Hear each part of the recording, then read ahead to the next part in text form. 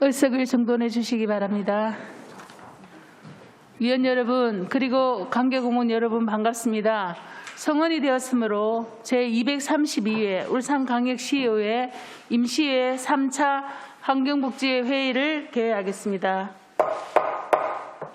오늘은 시민건강국 복지여성국 소관 2022년도 주요 업무 보고를 받도록 하겠습니다. 먼저 시민건강국 소관에 대한 2022년도 주요 업무 보고를 받도록 하겠습니다. 의사일정 제1항 2022년도 주요 업무 보고 청취의 건을 상정합니다. 여태익 시민건강국장께서는 바른대로 나오셔서 간부 공무원 소개와 2022년도 주요 업무 보고를 해주시기 바랍니다.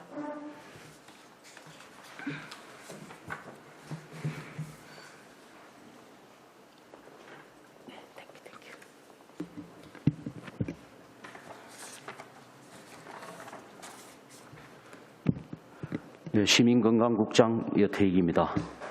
제8대 의정을 새롭게 이끌어 가실 이영혜 위원장님과 여러 위원님께 먼저 축하의 말씀을 드립니다. 앞으로 시민건강국 업무에 깊은 관심과 고견을 부탁드리면서 저희 위원님들과 함께 시민 모두가 건강한 울산, 새로 만드는 위대한 울산을 위해 최선을 다하겠습니다. 보고에 앞서 간부 공무원을 소개해 드리겠습니다. 서정남 시민건강과장입니다. 조은진 감염병 관리과장입니다. 이동재 식의학안전과장입니다. 지금부터 시민건강국 소관 2022년 주요 업무 계획을 보고드리겠습니다. 보고드릴 순서는 일반 현황과 주요 업무 보고 순으로 보고를 드리겠습니다. 제1쪽부터 6쪽까지 일반 현황입니다. 1쪽입니다. 시민건강국은 2021년 1월 1일자로 신설된 국으로 3과 11 담당 직제로 구성되어 있습니다. 정원 52명, 현원 58명으로 코로나19 대응을 위해 감염병 관리과에 6명의 인원이 가원으로 배치되어 있습니다.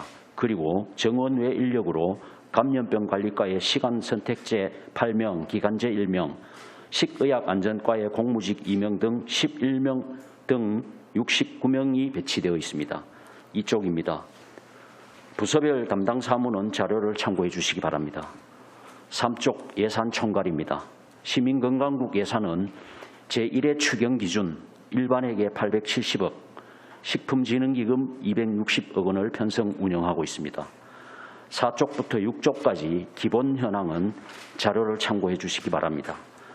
다음은 7쪽부터 주요 업무 계획을 보고드리겠습니다. 9쪽 공공의료의 앞장서는 울산의료원 건립입니다. 울산의료원은 북구 창평동 일원 부지 4만 제곱미터에 건축 연면적 6만 8,275제곱미터 500병상 22개 진료과 규모로 2027년까지 지방의료원을 건립하는 사업으로 총 사업비는 2,880억 원입니다. 전국 시도 중 울산과 광주만 지방의료원이 없어 코로나19 발생 상황에서도 민간병원과 타 시도의 공공병원에 모든 것을 의존해야 하는 열악한 의료 현실을 절감했고 향후 신종감염병 발생 및 재난 상황을 대비한 공공의료 인프라 확충은 반드시 필요하며 이에 보건복지부에서도 우리 시의 의료원 설립을 적극 지원하고 있습니다. 구체적인 추진 계획은 올 1월부터 11월까지 기획재정부의 KDI 타당성 재조사가 진행되고 11월 타당성 재조사가 통과되면 2023년부터 의료원 기본 운영계획 수립 및 실시 설계 착수 등 본격적인 사업을 추진할 계획입니다. 현재까지 특별한 장애 요인은 없으며 타당성 재조사 통과 여부가 향후 사업 추진 여부를 결정짓게 되므로 KDI의 타당성 재조사에 최대한 성실히 협조하고 있습니다. 특별한 돌발 변수가 없는 한은 11월에 타당성 재조사가 통과될 것으로 확신합니다. 본 사업의 추진으로 지역 책임 의료기관 확보와 양질의 필수 의료 서비스 제공을 통한 시민 건강권 보장이 기대됩니다.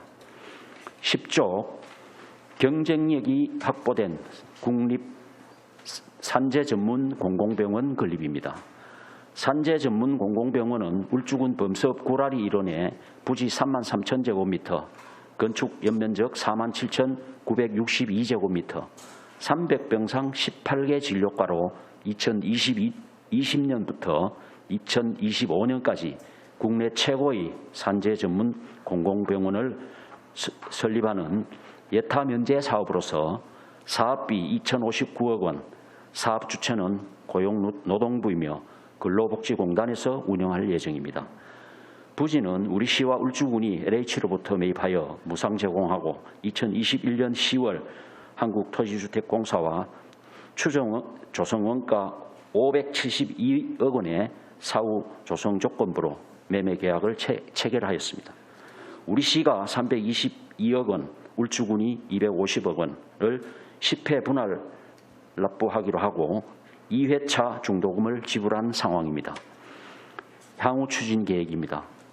코로나19 및 문화재 발굴로 인해 태화강변 공공주택지구 조성사업 착공이 지연됨에 따라 병원 설립 일정도 다소 지연되었으나 병원 건립 부지에 한해서 문화재 발굴 조사를 완료한 상황으로 7월까지 실시 설계 용역을 마무리하고 울산시와 울주군이 매입한 병원 건립 부지에 대하여 무상 사용 계약을 체결하였고 지난달 14일 건축 허가를 득한 상황으로 금년 내에 착공하여 2025년까지 건립 공사가 진행될 예정입니다.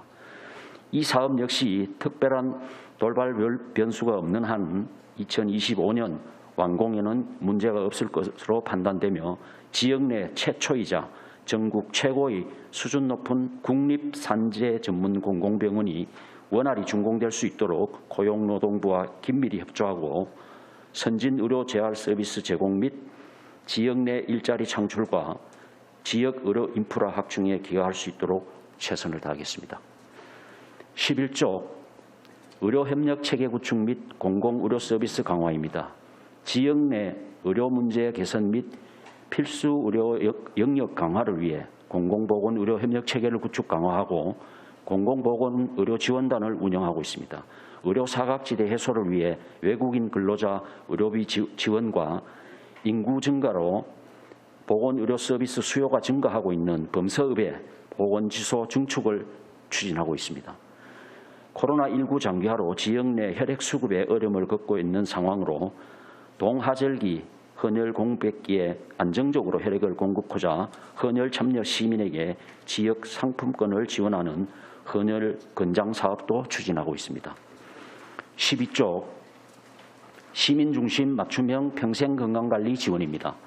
지역 특성과 계층별 수요에 따라 시민 맞춤형 건강증진 서비스를 제공하고 시민들이 식생활 습관과 행태 개선을 위해 통합건강증진 사업을 추진하고 있습니다.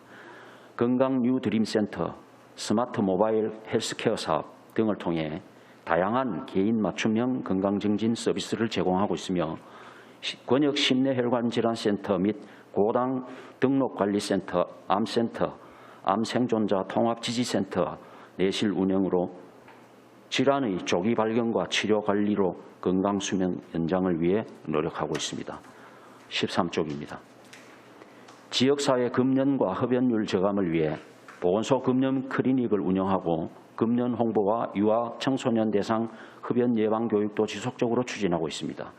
생애 주기별 건강검진 및 암관리 지원을 강화하고 암센터 등 취약노동자 건강증진센터와 장애인 구강진료센터 운영으로 취약계층 구강건강관리 서비스도 지속 강화 추진하고 있습니다.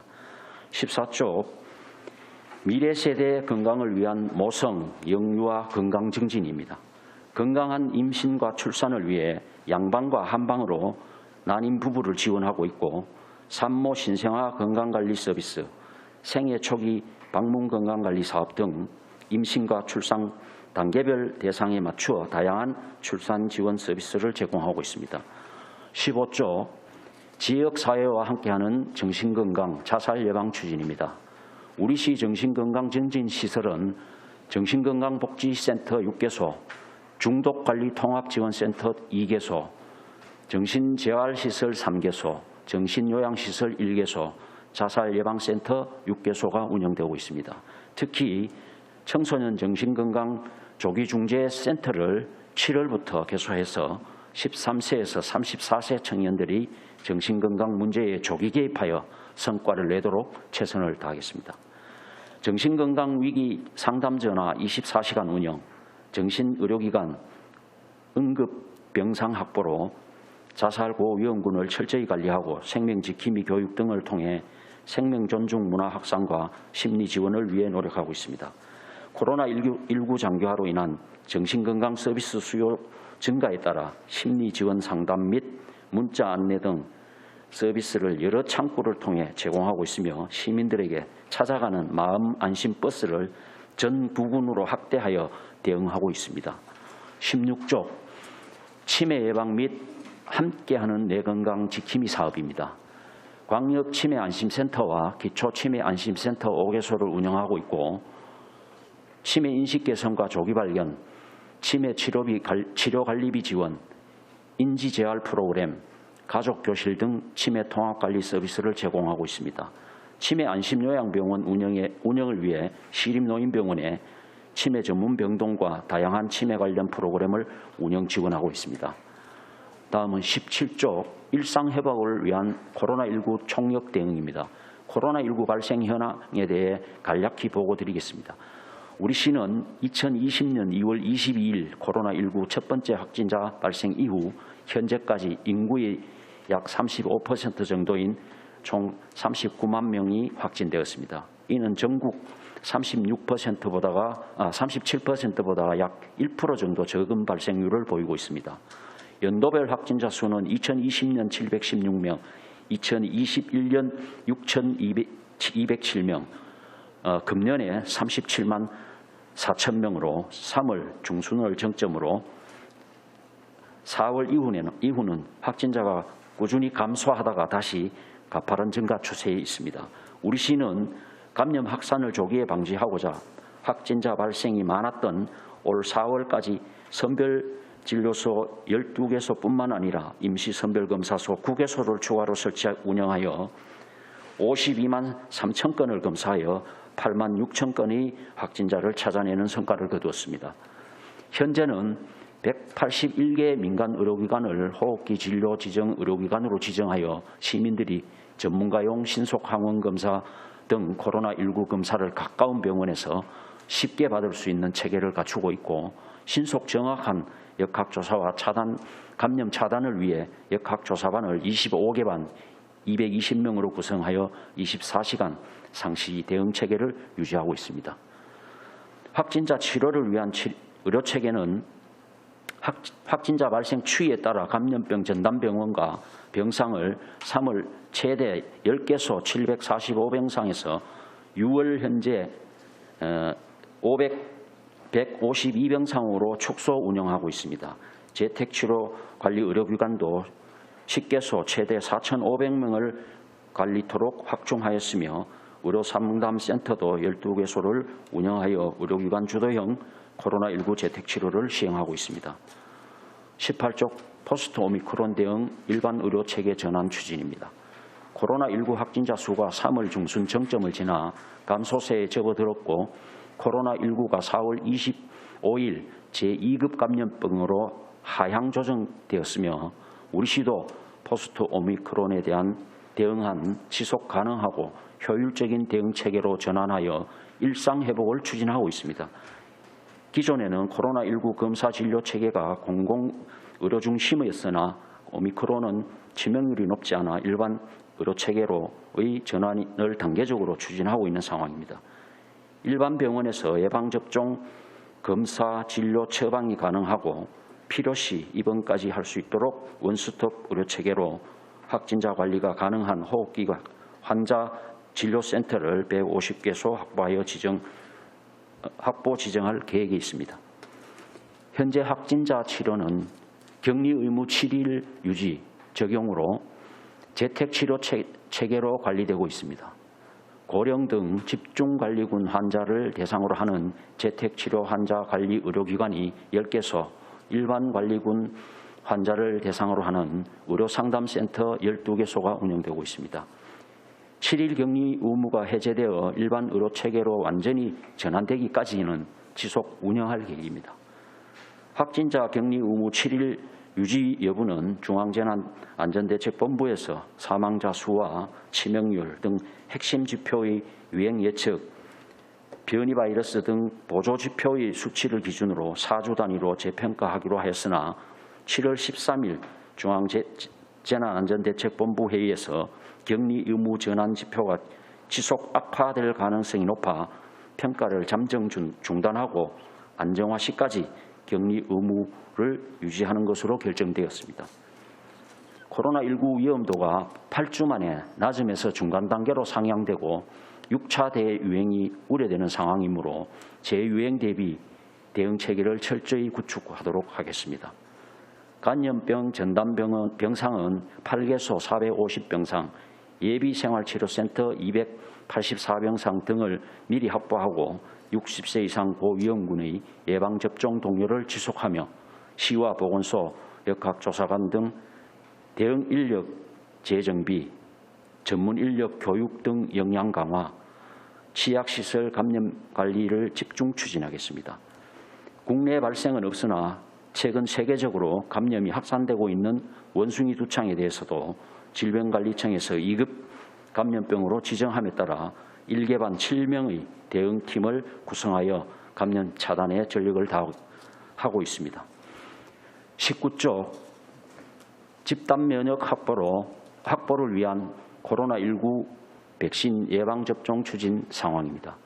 5세 이상 시민 109만 명이 접종 대상이고 예방접종 위탁의료기관 328개소를 지정하여 시민들이 가까운 곳에서 쉽게 접종을 받을 수 있도록 대응하고 있으며 접종 실적은 5월 말 기준 270만 3천 명으로 인구 대비 총 접종률은 1차 86.6%, 2차 85.7%, 3차 63.9%, 4차 5.6%입니다. 예방접종에 따른 이상반응 감시 및 대응을 위해 민간합동 신속대응팀 13명을 구성하여 이상반응 신고관리, 역학조사 및 인과성 평가 등을 하고 있습니다. 5월 말 기준 이상반응 신고는 1만 4천여 건, 피해보상 신청건은 2,150건이며 이 중에 608건에 대한 보상이 완료되었습니다. 20쪽 완벽한 방역체계 확립으로 안전도시 조성입니다. 에이즈, 결핵, 한센병 등 법정감염병 조기 발견과 확산 방지를 위해 환자 등록 관리 및 폭염에 의한 온열질환 감시 체계도 가동 중에 있습니다. 어린이, 성인, 임산부, 노인 등 생애 주기별 필수 예방접종을 적기에 시행해서 감염병 예방관리를 강화하겠습니다. 올해부터 시행된 75세 이상 취약계층 어르신 대상 포진 무료 접종도 차질 없이 추진하겠습니다. 다음은 21쪽 감염병 감시체계 유지 및 신속 대응 체계입니다. 법정 감염병 87종에 대한 감시체계 유지를 위해 감염병 표본 감시 의료기관 36개소를 지정 운영하고 의료감염 지정병원 7개소, 질병 모니터링망 434개소를 지속 운영하고 있습니다. 감염병 발생 동향 감시 분석, 대응 역량 강화를 위해 감염병 관리 지원단 운영에 내실을 기하겠습니다. 하절기 매개모기 방제를 위해 방역 기동반 10개 반 45명을 가동하고 5월 말까지 1만 3천 건의 방제를 실시하였으며 6월부터 9월까지 주 1회 집중 방역을 실시하여 모기매개 감염병 발생을 사전에 차단하도록 집중 관리하겠습니다. 22쪽 안심하고 이용할 수 있는 위생 환경 조성입니다. 코로나19를 계기로 덜어먹기 등 위생적이고 안전한 식문화 개선에 대한 시민들의 인식이 높아져 방역 안심 식당 지정 운영, 1인 반상 및 개인별 반찬 제공 등 위생적인 식생활 문화 조성을 위한 홍보를 강화할 계획입니다. 식품위생업소의 입식 좌석 시설 개선 지원과 시설 개선 자금 처리 융자 등을 지원하고 위생 등급 지정 음식점을 확대하는 등 시민들이 안심하고 이용할 수 있는 외식 환경 조성 및 음식점 위생 수준 향상을 위해 노력하고 있습니다. 23쪽입니다. 식품안전관리 인증기준 의무 적용 업소의 관리를 강화하고 어린이 식생활 안전 및 영양관리를 위해 어린이 급식관리지원센터 5개소를 운영하고 있습니다. 어린이 식품안전보호구역 내 불량식품관리 지도점검도 지속 실시하겠습니다. 하반기에는 울산 음식문화축제 등 행사가 다수 계획되어 있습니다. 내실 있는 행사가 되도록 철저히 준비하겠습니다. 다음은 24쪽 의료기반 구축으로 재난의료안전망 강화입니다. 시민들에게 보다 양질의 의료 서비스 제공을 위해 중앙병원 등 3개 의료기관에 278병상 409명의 의료 인력 확충을 추진하겠습니다. 근역외상센터, 소아전용 응급실 및 닥터카 운영, 자동 심장충격기 보급 지원, 심폐소생술 대시민 교육 등 위급 상황에 신속한 응급의료가 이루어질 수 있도록 지역 중심 응급의료 체계를 구축하겠습니다. 다음 25쪽입니다.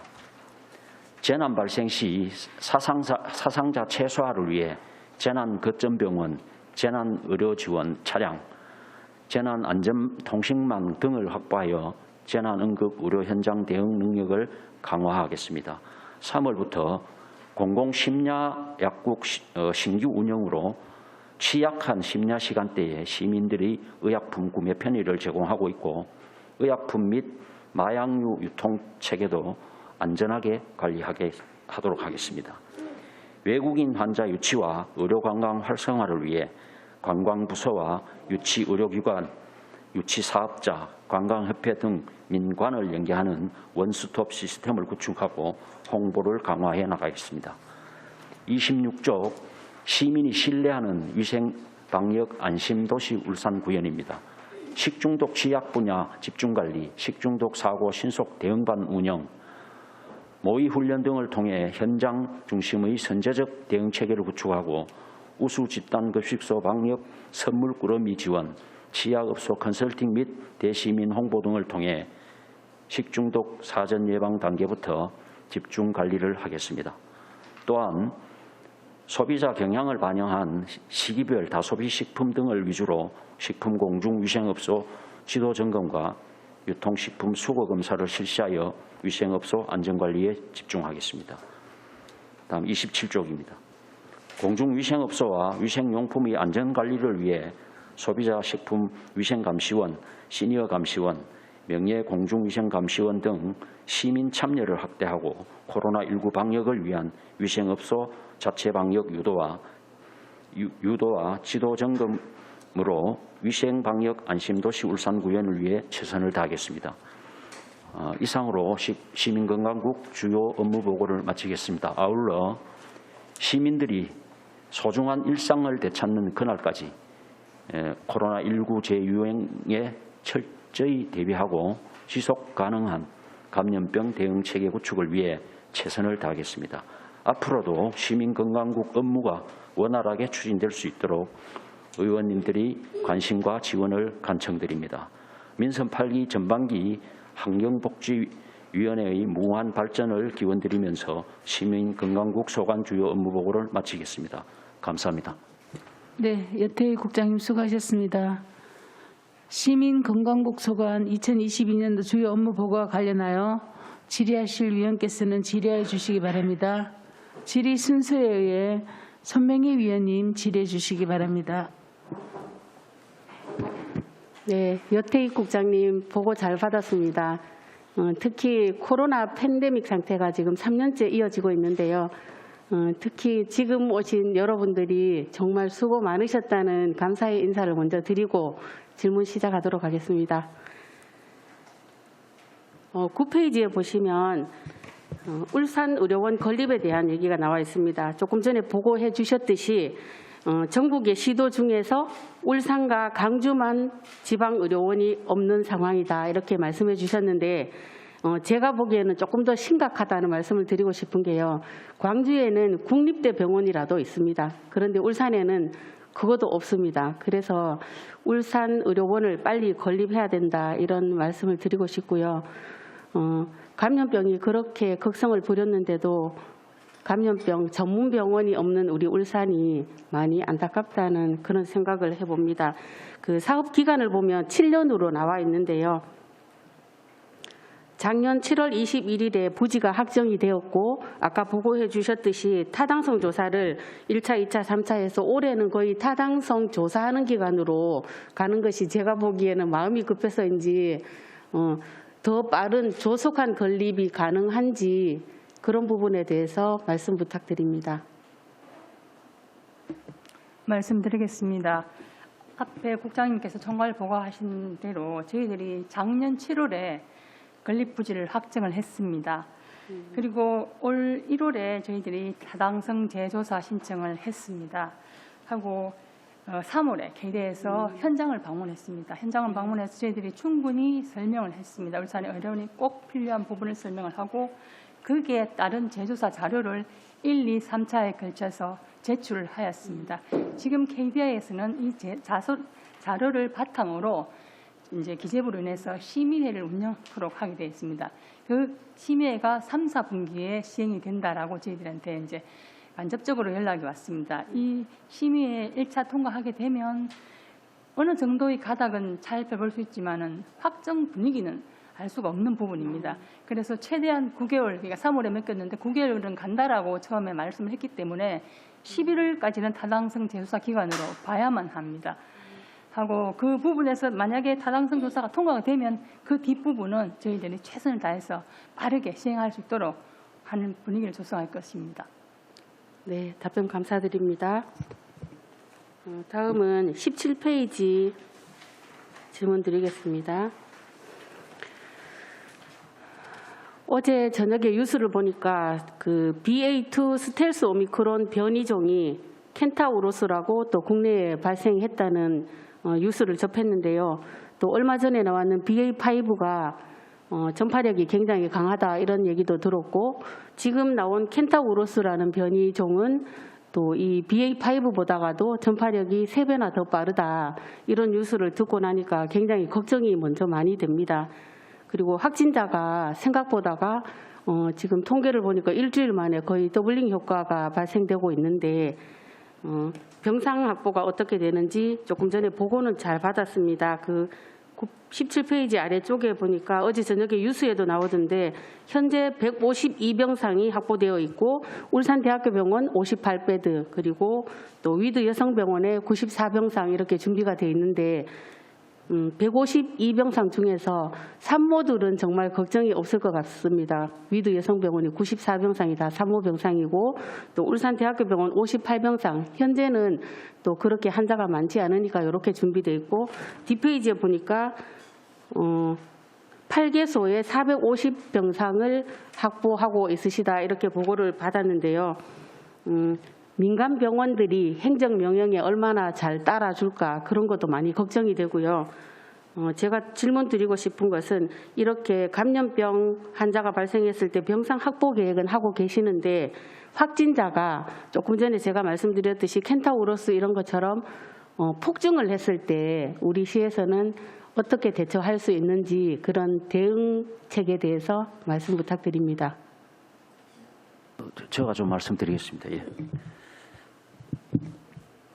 우선 켄타우로스 이거는 이제 어제 인천에서 이제 60대가 해외 여행력이 없는 사람이 이제 확진이 났는데 이거는 뭐 중수본에서 이제 어떤 역학 조사를 좀 하겠지만은 지금 이거 이제 켄타우로스라는 거는 이제 이게 공식 명칭은 아니고 그냥 일명 이렇게 부르는 건데 정확하게 이게 이제 BA.2.75라는 그 오미크론 하이 변종인데 이게 이제 우려되는 게 오미크론은 스파이크 단백질이 32개가 변인데 이건 6개 더 많은 38개 스파이크 단백질을 가지고 있다라고 지금 알려져 있고 방금 우리 손 위원님께서 그 지적해 주셨듯이 뭐 전파력이 한 3배 오미크론에 정도 높다.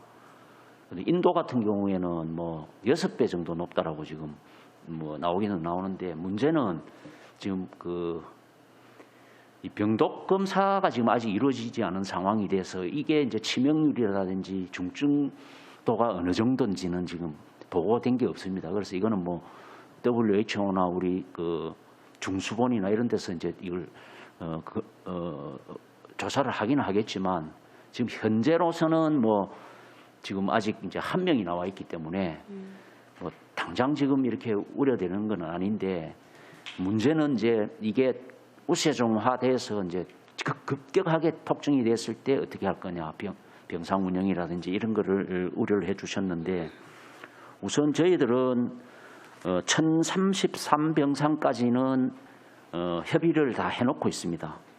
이게 이제 울산대병원, 동강병원, 울산병원, 양지요양, 그다음에 위드 아이좋은병원, 서울아동병원 이렇게 해서 이제 우리가 협의를 해놨고 그다음에 이렇게 되면 아마 생활치료센터도 다시 설치를 해서 운영을 해야 될 걸로 보고 우리가 운영하고 있던 삼산의 토요코인 호텔과도 협의를 마쳤고 거기 한 280병상 이상 병상이 나오기 때문에 이렇게 되면 하루에 8,000명이 발생이 되는 가정하에 이제 우리가 분석을 이렇게 했고 저희들이 지난 3월 16일 날 가장 피크였는데 그날이 14,000명이 나왔거든요.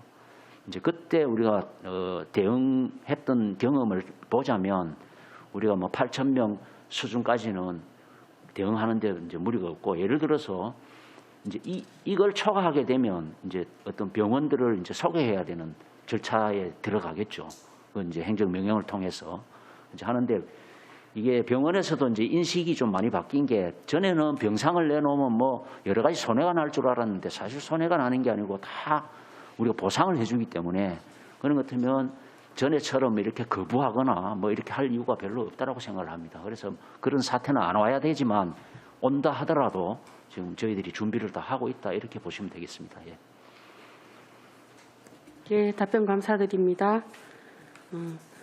그리고 코로나 팬데믹 전보다가 비교를 했을 때 코로나 환자들이 급증해서 의료 폐기물 양이 굉장히 급증해서 관리가 심각한 수준이다 이런 뉴스 자료를 많이 봤었는데요. 우리 시는 코로나 팬데믹 전보다가 폐기물 양이 얼마나 늘었고 현재 관리하는 데는 문제가 없는지 설명 부탁드리겠습니다. 이게 이제 폐기물에 대해서는 저희들이 뭐 정확한 자료를 가지고 있지 않고 그거는 이제 우리 자원순환과에서 이제 그 업무를 추진하고 있기 때문에 환경국에서 이제 그런 걸 분석을 얼마나 늘고 어떻게 되는가는 아마 자료는 가지고 있지 싶은데 우선 저희들이 대응을 하면서 이렇게 보면 지난 3월하고 작년 같은 경우에 이제 의료 폐기물로 이게 분류가 돼서 의료 폐기물이다 보니까 처리하는데 에러가 좀 있었습니다. 그런데 지금은 일반 폐기물로 다 전환이 돼 있고 하기 때문에 뭐 큰 무리는 없을 걸로 생각을 합니다. 예. 지금까지 문제된 것도 없고. 예. 네, 답변 감사드립니다. 이상 질의를 마치겠습니다. 네, 손매기 의원님 수고하셨습니다. 방인섭 위원님 질의해 주시기 바랍니다. 네, 국장님, 또 관계 공무원 여러분 노고가 많으십니다. 공공의료원 관련해서 뭐 진행이 잘 되리라고 이렇게 보고 있고요. 실제 조금 여러 가지 조금 우려하는 부분이 있습니다. 공공의료원이 설립이 되면 과연 우리 이제 의료 종사자들 의사를 포함해서 이런 분들이 이제 급여라든지 이런 부분 때문에 조금 기피한다는 그런 얘기가 있더라고요. 그래서 이런 부분에서 혹시 지금 대책을 조금 마련하고 있는지 그런 부분 한번 여쭙고 싶습니다. 저희들 아무래도 공공의료 부분 같은 경우는 필수 의료 부분이기 때문에 어떻게 보면은 필수 의료지만은 그 의료 수가라든가 이런 부분에서 적자가 예상되므로 그 분야의 의료진이 좀 부족하다고 볼 수 있습니다. 지금 우리 산재병원이나 울산의료원 같은 경우는 타당성 재조사 기관이고 아직까지 그 운영에 대한 기본 실시 계획을 하지 않았습니다. 그래서 저희들이 타당성 재조사가 진행되면 바로 그 운영 부분에 대해서 용역을 추진할 계획입니다. 그렇지만 전국적으로 공공의료원을 분석해 볼 때 그 단기 순이익은 좀 적다 치더라도 3년을 지나가면은 지금 현재로 분위기는 그 이익이 창출되고 있는 상황입니다. 그래서 저희들도 그렇게 나쁘게 보지는 않고 그 영업이익 외에 또 다른 이익들을 이래서 창출되는 방향으로 검토해서 좋은 의료진을 구성해서 올 수 있는 방향으로 모색할까 생각 중입니다. 예. 그래서 그런 부분도 기피 현상이 있기 때문에 미리 조금 준비를 해야 이게 대응할 수 있다고 보여지고요. 저희들이 그 지금 현재 장생포 출장소 보건소를 보면 이게 현저하게 드러납니다. 뭐냐면 이 뭐 여러 가지 이제 복합적인 부분도 있지만 아무도 오려하지 않습니다. 그래서 급여라든지 여러 가지 여건이 너무 안 좋기 때문에 오지 않고 있고, 그래서 지금 현재 그 출장 소령 같은 경우에도 구하는데 굉장히 수개월이 소요됐고, 또한 뭐 봉사 희생 사명감으로 그렇게 해주시고 계시거든요. 그래서 그런 부분이 지금 앞으로 또 이렇게 일어날 것으로 예상되어지니 그런 부분 좀 준비를 좀 부탁드리고요. 잘 알겠습니다. 예, 그다음에 지금 우리 그 약국 같은 경우에 그 약을 처방받아서 당사자 외에 그 약을 수령할 수 있습니까? 뭐 한번 여쭤보고 싶습니다. 지금 그 처방전을 가지고 예. 대리 수령 가능합니다. 다른 사람이 가서 예. 처방전만 가지고 가면 그 약을 주는 거는 누가 받든지 받아올 수가 있는 약사법하고 거죠. 관계 없습니까? 그렇습니다. 알겠습니다. 그걸 뭐 추후에 조금 더 확인해 보고요. 이것도 이제 똑같은 사항인데 현재 그 이제 그 보건소에 도서상관 지역에 아마 이제 약을 이제 처방전해서 바로 이제 약을 처방을 받을 수 있는데 다른 지역은 안 되죠. 예. 그거는 좀 말씀드리겠습니다. 네네. 우선 그 울산 같은 경우에 이제 울주군이 해당이 되는데 예. 보건진료소가 있습니다. 보건진료소. 예. 그 우리가 11군데가 있는데 보건진료소가 이제 아주 이제 지금은 그래도 교통이 다 좋아져서 그런데 옛날로 치면 굉장히 그 오지들입니다. 예. 거기는 그 진료소장이 이제 간호 전문직으로 이제 진료소장이 계시는데 이분들은 거기서 상주를 하고 있고, 그다음에 그 제한적인 약 처방이라든지 이거를 할 수가 있도록 되어 있습니다. 예. 그리고 나머지 이제 보건지소라든지 뭐 우리 시내에 있는 보건소라든지 이런 데서는 그게 불가능하고요. 보건소는 가능하지만은 보건지소에서는 그게 좀 어렵겠죠. 예. 그래서 그 부분을 지금 현재 뭐 도서상관 지역에는 예전에는 이제 이동하기 어렵거나 교통수단이 없거나 이런 경우가 이제 그럴 경우에 이제 가능한데 우리 장생포 지역 같은 경우에는 실제 몸 자체가 이제 어르신들이 많고 좀 취약계층이 좀 있습니다. 그래서 이제 움직이기가 좀 힘든 그 자체가 굉장히 힘듭니다. 교통은 있어도. 그래서 거기 약국이 이제 수익성이 없다 보니까 얼마 전에 폐업을 했습니다. 폐업을 했고, 그래서 그런 부분에 그 아까 말씀하신 그 약사법 위반된다고 저는 알고 있는데 다른 사람이 대신해서 약을 받아주는 게 가능하느냐 저희들이 검토를 해보니 불가능하다고 그렇게 들어서 지금 진행이 안 되고 있는데 이 부분은 국장님 확인 좀 해주시고요. 만약 그렇게 되면은 저희들이 어떤 사회 서비스 차원에서 충분히 가능한 걸로 보여지거든요. 진료는 뭐 본인이 안 가면 안 되는 거지만 약을 받아오는 거는 처방전을 들고 와서 받아오는 것은 그거는 제한이 없습니다. 왜 그러냐면 예. 혼자 사는 분이 입원해 있다 그러면 그 약 가져올 방법이 없잖아요. 그러니까 얼마든지 대리로 받아오는 건 가능합니다. 뭐 그 부분이 가능하다 하면 기존에 저희들이 가능합니다. 검토했던 부분도 뭐 가능하다고 보여지니까 충분히 조금 이렇게 해소할 수 있는 부분이 있다고 생각해요. 그다음에 한 가지 지금 코로나 때문에 이제 고생을 많이 하셨는데요. 지금 뭐 얼마 전에 그 언론 보도에 따르면은 우리 자체적으로 백신도 개발했고 뭐 그런 뉴스가 전해지는데 이게 사실상 이 부분에서 이제 치료제가 굉장히 중요한데 일부 제약사에서 2, 3 상상을 한꺼번에 진행 내지는 3상을 진행하는 걸로 알고 있습니다. 그래서 지금 이 부분에서 지금 진행된 사항이 어느 정도까지 진행이 됐는지 혹시 뭐 말씀 좀 부탁드리겠습니다. 지금 현재 치료제는 우리가 지금 처방이 되고 투약이 되고 있는 게 2개인데요. 박스로비드는 이제 경구 투여를 하고 있는 이제 먹는 약이고, 그다음에 이부실드라고 이제 이거는 이제 주사제인데 치료제인데 지금 이 2개가 지금 사용이 되고 있고, 지금 나머지 치료제들은 아직 뭐 사용되고 있는 거는 지금 없습니다. 없고 뭐 여러 가지 이제 뭐 임상 뭐 3상 단계라든지 뭐 이렇게 하고 있는 과정에 있고, 이 부분에 대해서는 저희들이 뭐 정확한 정보를 가지고 있지 않습니다. 예. 향후에 지금 아직 어떻게 될지 모르겠네, 그죠?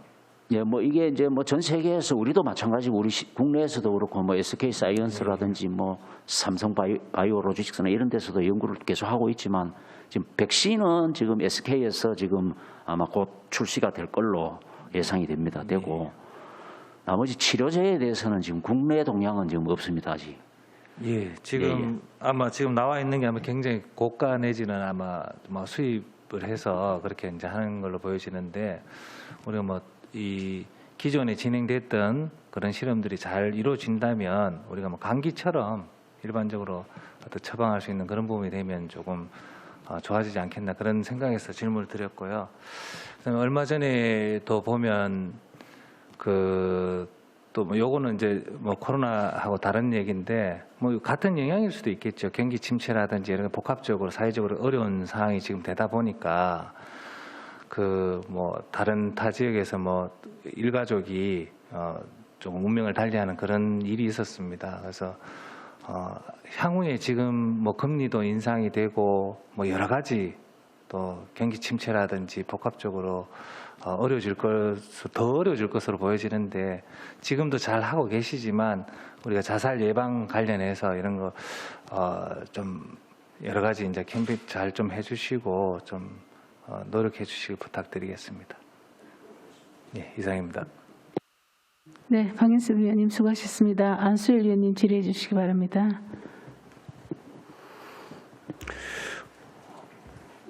예, 8대 광역시의회 또 환경복지위원회 또 이래 활동을 하게 되었습니다. 우리 여태 우리 시민건강국장님, 우리 울산 시민건강국이 이 코로나로 인해서 아마 이 시민건강국이 분리됐다 해도 과언이 아니었습니다. 지난 3년 전에 코로나가 발생한 이후로 지금까지 정말 코로나 시의 상황국장을 또 맡으셔가지고 정말 코로나에 대해서 남다른 또 이래 일을 해왔기 때문에 누구보다도 코로나 감염병에 대해서 많이 또 알고 있고 대응 전략도 많이 또 이래 생각하고 있는 걸로 알고 있습니다. 그런데 뭐 지난 3년간 우리 시민건강국장님을 비롯해서 우리 또 각 과장님들 또 계장님들 직원들 정말 참 밤낮 없이 정말 고생 많이 했다는 그 노고에 다시 한번 감사의 말씀을 드립니다.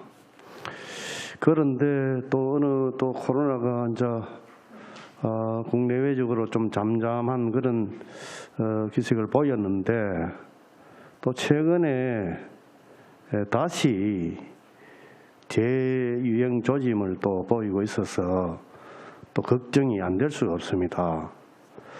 이런 부분에 대해 가지고 우리 시에서는 어떤 또 대책을 세우고 있는지 그 부분에 대해서 우리 국장님께서 한 말씀 해주시기 바랍니다. 네, 감사합니다.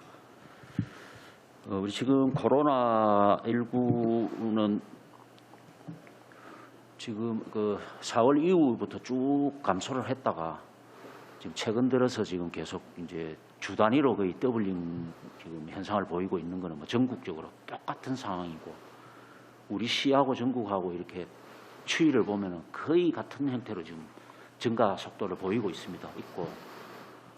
전문가들이 분석을 뭐 여러 분석이 있습니다만은 공통적으로 대충 이렇게 통일되는 게 아마 8월 17일 경쯤에 아마 정점 구간을 도달할 거라고 이렇게 예상을 합니다. 그럼 한 28만 명 정도 하루 나올 거라고 예상을 하는데 그럼 뭐 저희들이 8,000명 하루 나오는 것까지 우리가 예상을 해서 지금 대응을 하고 있기 때문에 한 3,000명 나오는 거는 그렇게 무리가 없을 걸로 보고 그러면 우리가 전국에 40만 명이 나오면 우리가 한 8,000명 정도 확진이 되거든요. 우리가 한 2% 정도 됩니다.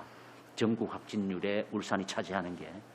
그래서 한 40만 명이 나오면 우리가 8,000명 정도 일 발생이 되는데 지금 전문가들이 8월 17일 정점 구간에서 한 7만 명 정도 예측을 하기 때문에 우리가 좀 더 잡아서 30만 명이라 하더라도 우리가 계획하고 있는 절반 수준도 안 되거든요. 그래서 대응에는 큰 문제가 없는데 우선 대응은 크게 이제 한 3가지 정도로 이제 크게 나눠지는데 우선은 의료 역량이 이제 가장 중요하고요. 말씀드렸듯이 우리가 1033병상까지는 지금 협의가 다 돼 있기 때문에 그러면 이게 결국은 그 하루 8,000명 우리가 확진자가 났을 때 재택 치료 가는 사람 빼고 병상으로 가야 될 숫자가 이 정도 되면은 뭐 1033병상이면 충분하다 이렇게 보고 있고요. 그다음에 이제 진단 검사 역량인데 이거는 지금 우리 5개 보건소의 선별 진료소가 지금 운영이 되고 있고 그다음에 이제 또 동네 병의원 이게 이제 우리가 현재 234개 병의원에서 전문가용 신속 RAT 검사를 하고 있거든요.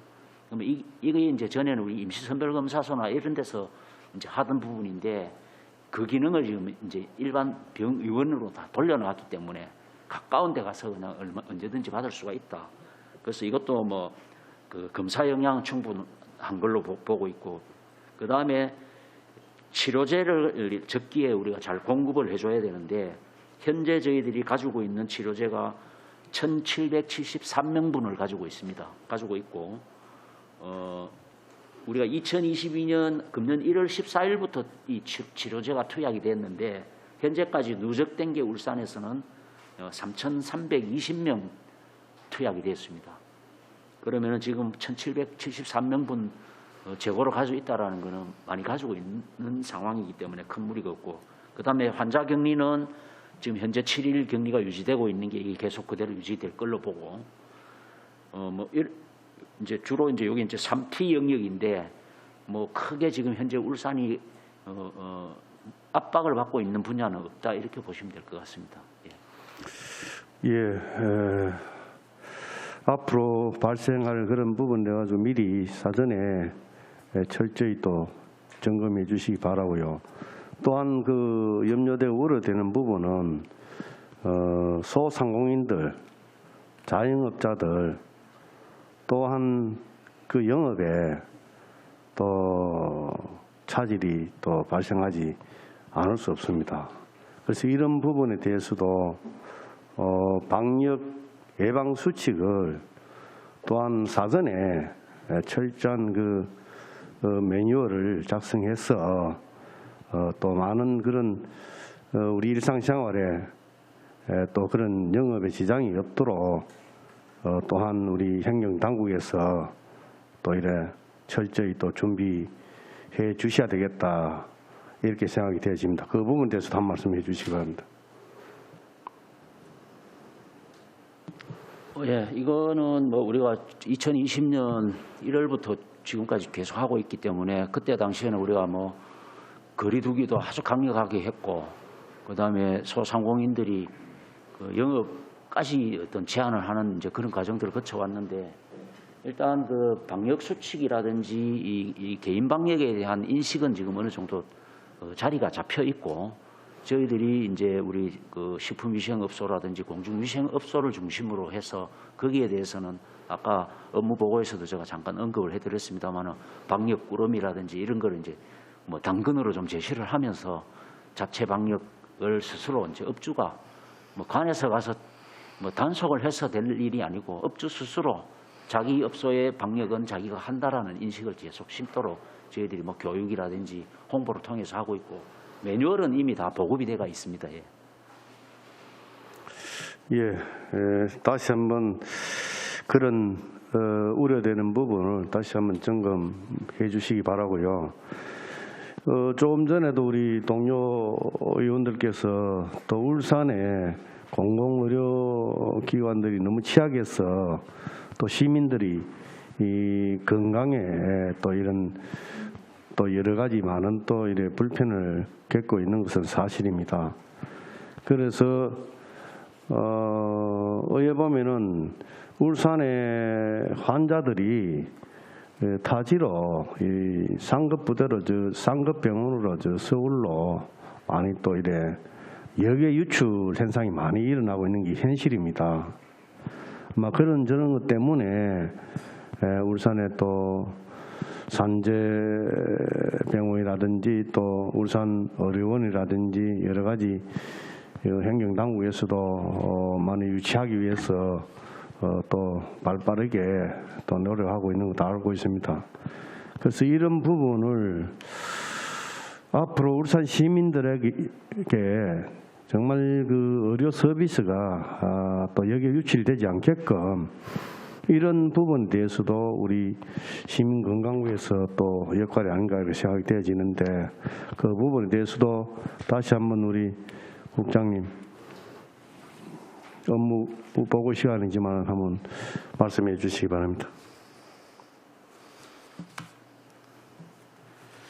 예, 지금 어제 그제 아마 이제 보도도 됐습니다만은 그 울산에서 뭐 여기에 그 유출되는 문제 뭐 연간 한 2천억 정도가 지금 빠져나간다라고 이제 지적이 됐는데 저희들이 이 조사를 해본 결과 요거는 이제 그 기간이 이제 2016년부터 20년까지 평균을 가지고 이제 조사를 했는데 이게 이제 가장 최근 데이터가 이거기 때문에 이제 그 출처는 울산광역시 공공보건의료지원단에서 발표를 한 보고 자료인데 여기에 보면 우선 이제 입원 환자인 경우에 역외 유출이 이제 암이 가장 많은데 암이 41.9%입니다. 이제 본인 부담금 기준으로 했을 때. 그다음에 이제 외래 환자 역외 유출도 암이 가장 많은데 이게 한 36.2%. 그럼 전체적으로 보면 우리가 역외 유출이 24.2% 정도가 빠져나가고 있고 그다음에 외래 환자는 13.3%가 주로 뭐 서울로 빠진다고 보시면 될 것 같은데 양산 부산대병원 이제 중심으로 해서 이렇게 빠져나가는데 그래서 이게 우리가 이제 금액적으로 보면은 뭐 한 2천억은 채 안 되는데 1,920억 정도 이렇게 분석이 됩니다.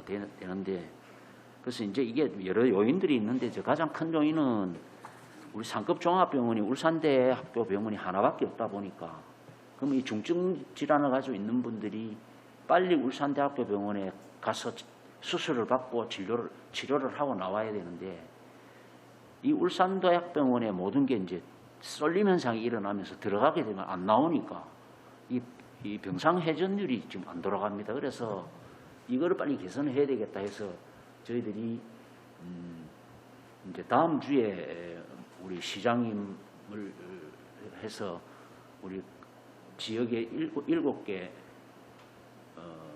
응급의료기관 울산대학을 포함해서 원장님들하고 울산대학교 병원에서는 이제 중증을 치료를 해서 빨리 지역 응급의료기관으로 환자를 내려주고 그러면 이제 지역 응급의료기관에서는 중증 환자들을 빨리 울산대학교 병원으로 갈 수 있도록 해주는 이런 거를 이제 저희들이 해박을 준비를 하고 있습니다. 다음 주에 아마 화요일 날 해박식을 할 건데 그렇게 되면 이제 우리 병원장님들도 전부 공감하는 내용이고, 지금까지는 이제 그 병상 회전이 안 돼서 못 기다려서 뭐 이렇게 가는 분들이 굉장히 좀 있을 걸로 보고, 원래 아예 아마 서울로 가겠다라고 맘먹은 사람도 있겠지만은 워낙 이제 일정이 늘어지고 뭐 수술을 하려면 2달, 3달 기다려야 된다, 뭐 이런 문제가 생기니 못 기다리고 그냥 가는 분들이 이런 거를 이제 해소를 해주기 위해서 저희들이 준비를 하고 있고, 이걸 개선시키자고 지금 노력을 하고 있습니다.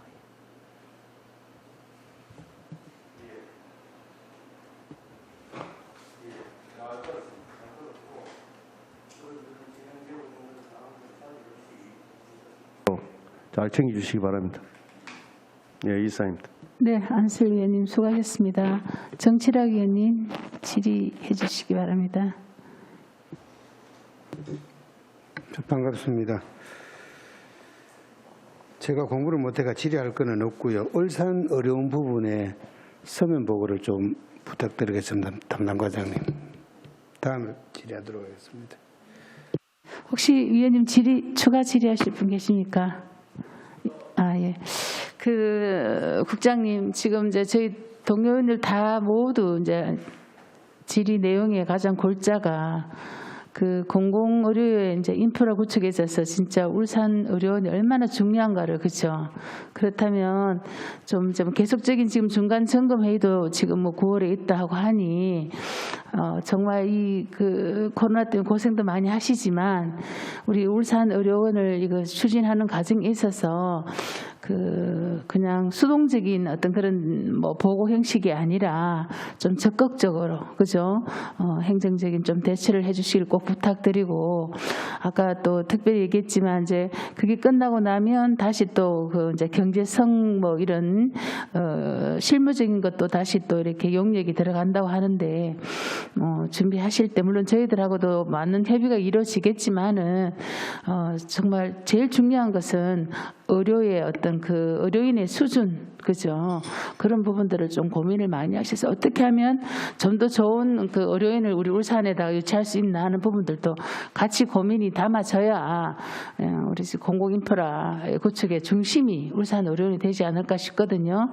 그래서 여러 지금 사업 중에 코로나 지금 다시 또 재유행 등등 많은 고생들 하시는 거는 저희들도 다 잘 알고 있습니다. 그래서 특히 울산 의료원 부분에 있어서는 좀 신경을 쓰셔서 반드시 울산에 유치가 지금 다 계획적으로 가고 있지만 운영 부분에 있어서도 좋은 의료원이 유치가 돼서 울산만의, 그죠? 의료원이 될 수 있도록 좀 노력해 주시기 부탁드리겠습니다. 특별히 울산 시민의 건강은 우리 울산 시민 건강국에 달려 있습니다. 정말 고생하시는 분 모두 감사드리고 저희 의원들도 함께 우리 울산 시민의 어떤 건강을 위해서 함께 뛸 것을 약속드리겠습니다. 벌써 더 이상 질의하실 의원이 없으므로 질의 답변을 종결하겠습니다. 특별히 이번 업무 보고에서 도출된 여러 의원님들의 제안 좀 시정에 적극 반영하여 주시기 바랍니다. 부서 교체를 위하여 정회를 선포합니다. 성원이 되었으므로 회의를 속개하겠습니다. 계속해서 복지여성국 소관에 대한 2022년도 주요 업무 보고를 받도록 하겠습니다. 의사일정 제2항 2022년도 주요 업무 보고 청취의 건을 상정합니다. 복지여성국장이 공석인 관계로 최정자 복지인구정책과장께서는 바른대로 나오셔서 간부 공무원 소개와 2022년도 주요 업무 보고를 해주시기 바랍니다.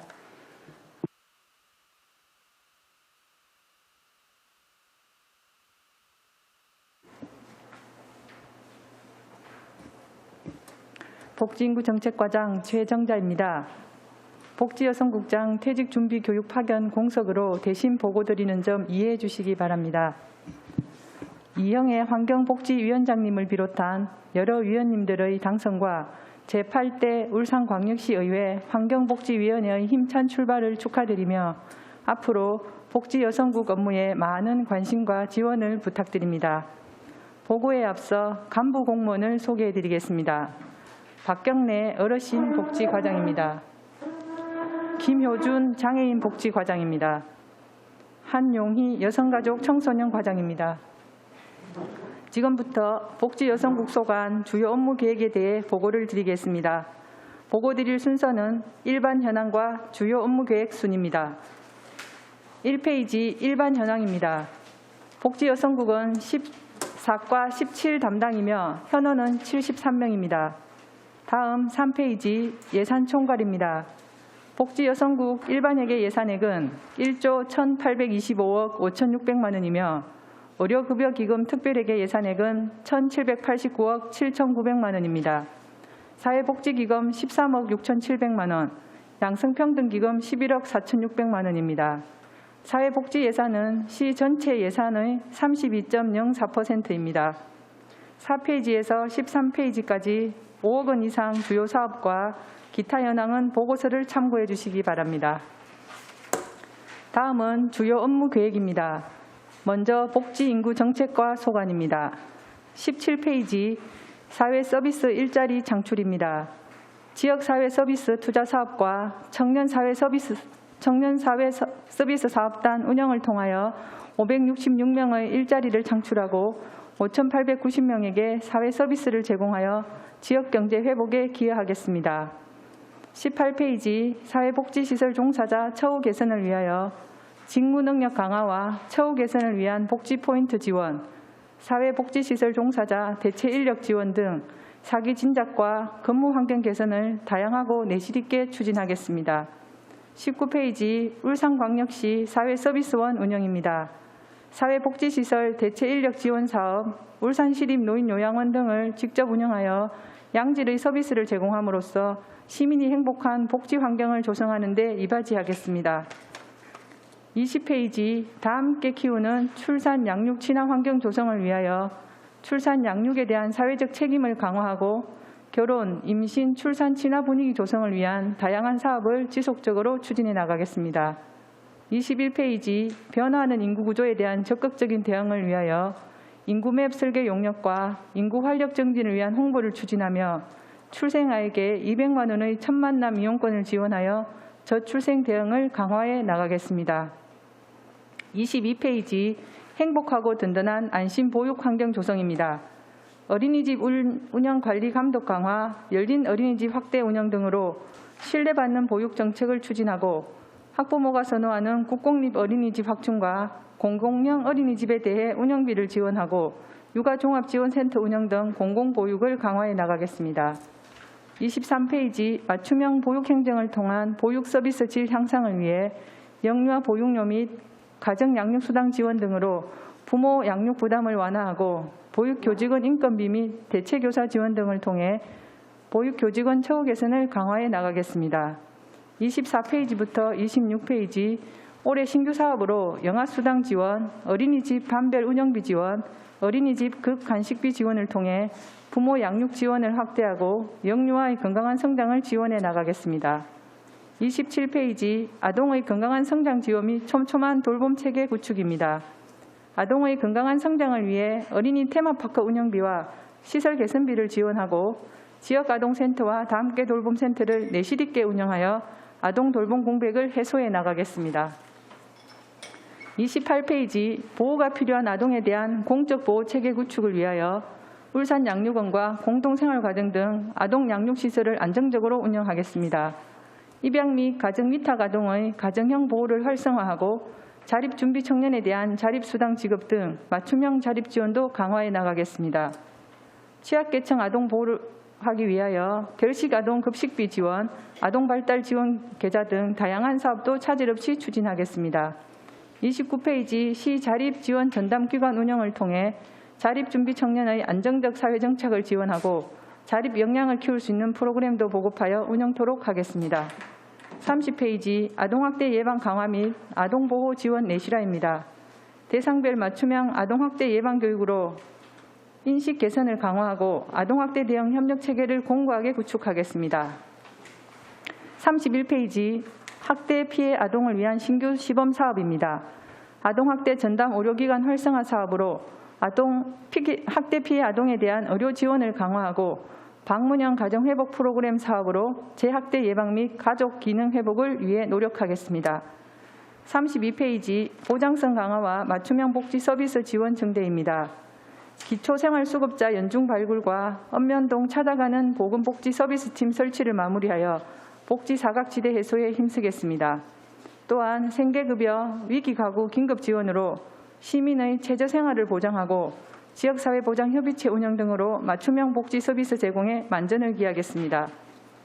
33페이지 저소득층 건강보호 및 자립자활 지원을 위해 저소득층이 의료복지를 누릴 수 있도록 진찰, 치료, 요양 등에 소요되는 의료비를 지원하고 광역자활센터 및 지역자활센터 운영을 통해 자활 근로 능력을 배양할 수 있는 일자리와 자산 형성 지원으로 자립과 자활을 돕겠습니다.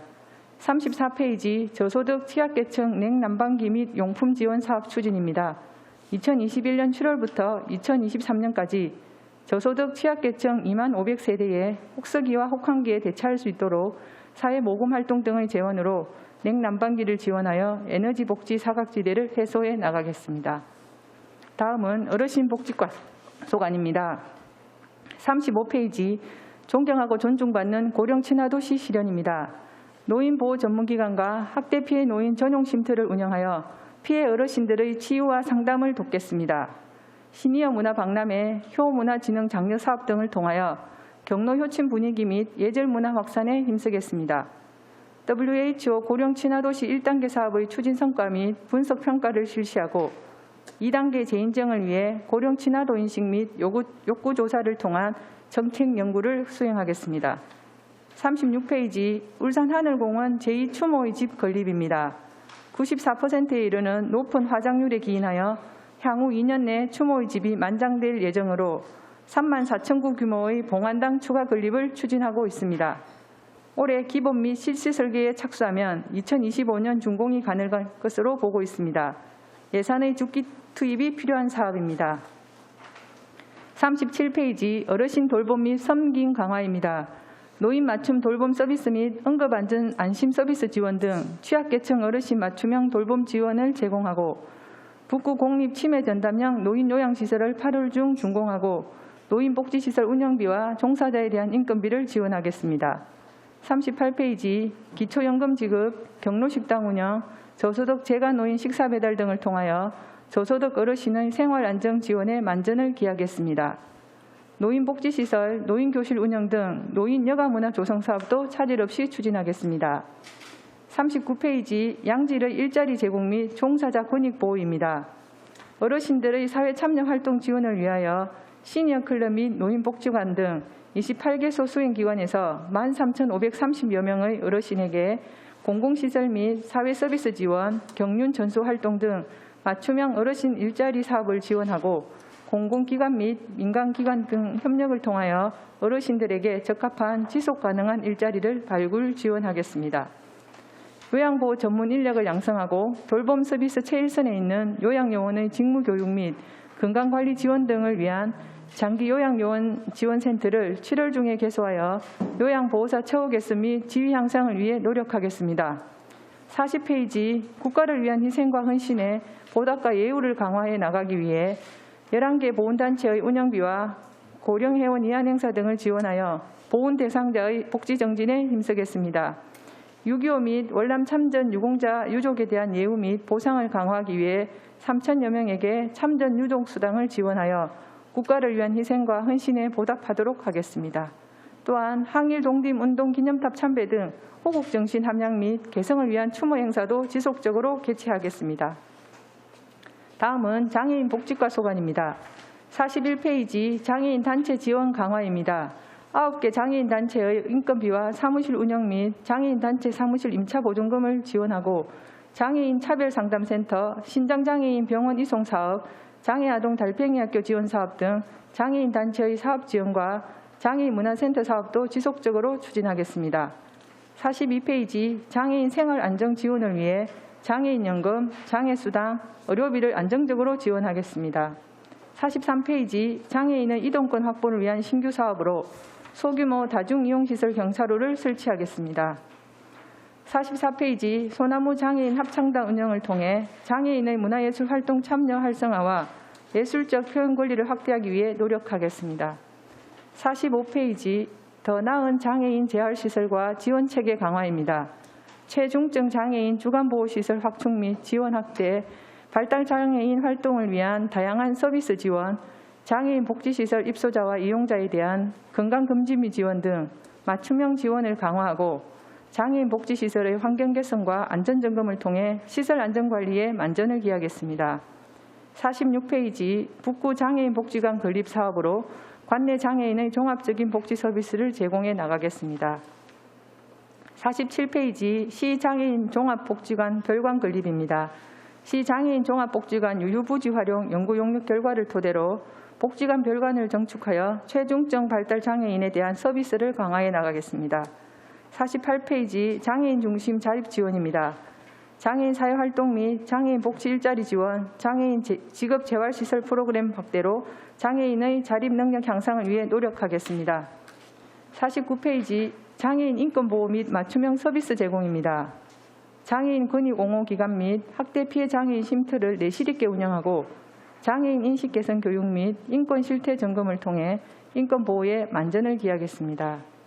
발달장애인 평생교육센터 확대 운영으로 중증 발달장애인의 가정 내 돌봄 부담을 경감하고 장애인 보조기기 지원, 자립생활센터 운영으로 다양한 서비스에 능동적으로 대응하겠습니다. 50페이지 장애인 자립지원주택 운영 신규 사업으로 장애인이 지역사회 안에서 자기 삶을 결정하고 사회적 역할을 수행할 수 있도록 지원해 나가겠습니다. 51페이지 발달장애인 평생교육센터 설치 확대로 발달장애인 자립 지원의 밑거름이 되도록 노력하겠습니다. 다음은 여성가족 청소년과 소관입니다. 52페이지 참여와 소통으로 성평등 가치 실현입니다. 양성평등 주간 운영 및 공모사업 추진과 성별 영양평가센터 운영, 공무원 성인지 역량 강화 교육 등 다양한 양성평등 정책을 추진하고 여성의 사회 참여 및 역량 강화 지원, 여성가족 개발원의 내실 있는 운영을 통해 성평등 문화 확산에 힘쓰겠습니다. 53페이지 여성 일자리 및 역량 지원 강화입니다. 양질의 여성 일자리 창출과 인적 자원 개발을 위해 세일센터에서 취업 상담, 직업 교육 훈련 및 인턴십 등 경력 단절 여성 등에게 종합 취업 지원 서비스를 제공하고 여성인력개발센터와 여성회관 등 여성사회교육기관을 내실 있게 운영하겠습니다. 54페이지 건강한 가족문화 조성 및 다문화 사회 통합 추진입니다. 건강한 가족문화 조성을 위해 가족문화센터를 시민 참여형 복합문화 공간으로 운영하고 공동육아 나눔터를 통해 이웃과 함께 자녀를 돌볼 수 있는 육아 공간을 제공하겠습니다.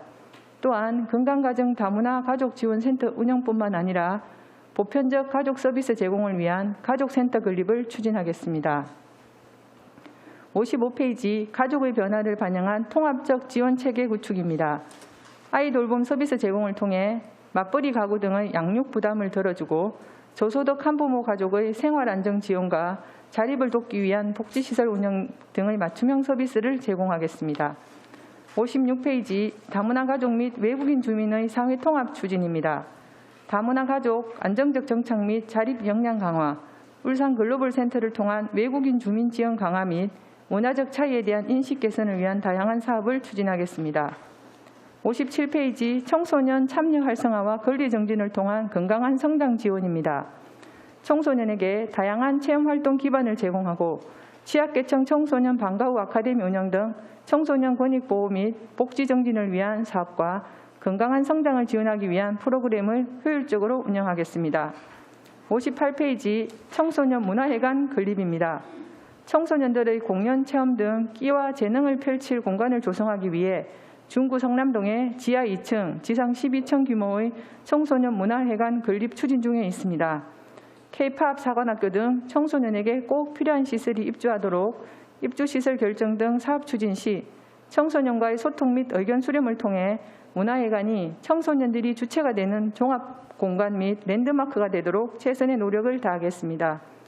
59페이지 여성폭력 대응체계 구축 및 예방 추진입니다. 대상별 맞춤형 상담 서비스를 제공하고 여성폭력 피해자 보호 및 자립 지원을 위한 복지시설 운영과 맞춤형 프로그램 운영을 통해 폭력 피해자 권익에 힘쓰겠습니다. 60페이지 여성폭력 피해 예방 및 방지 대책 추진입니다. 폭력 피해 근절을 위한 맞춤형 예방 프로그램을 운영하고 디지털 성범죄 예방 등 지역 치안 서비스 지원과 공공기관 폭력 예방 교육 강화를 통한 성평등 조직 문화 조성에 힘쓰겠습니다. 이상으로 주요 업무 계획 보고를 마치며 복지여성국 직원은 저소득층과 장애인의 안정된 생활 보장, 어르신의 행복한 노후 보장, 아동과 청소년의 행복하고 건강한 성장, 그리고 여성의 권익과 건강한 가족 문화 조성을 통하여 새로 만드는 위대한 울산을 실현하기 위하여 최선을 다하겠습니다. 감사합니다. 네, 최종대 과장님 수고하셨습니다. 2022년도 주요 업무 보고와 관련하여 질의하실 위원께서는 질의해 주시기 바랍니다. 질의 순서에 의해 손명희 의원님 질의해 주시기 바랍니다. 네, 최정자 복지인구정책과장님 보고 잘 받았습니다.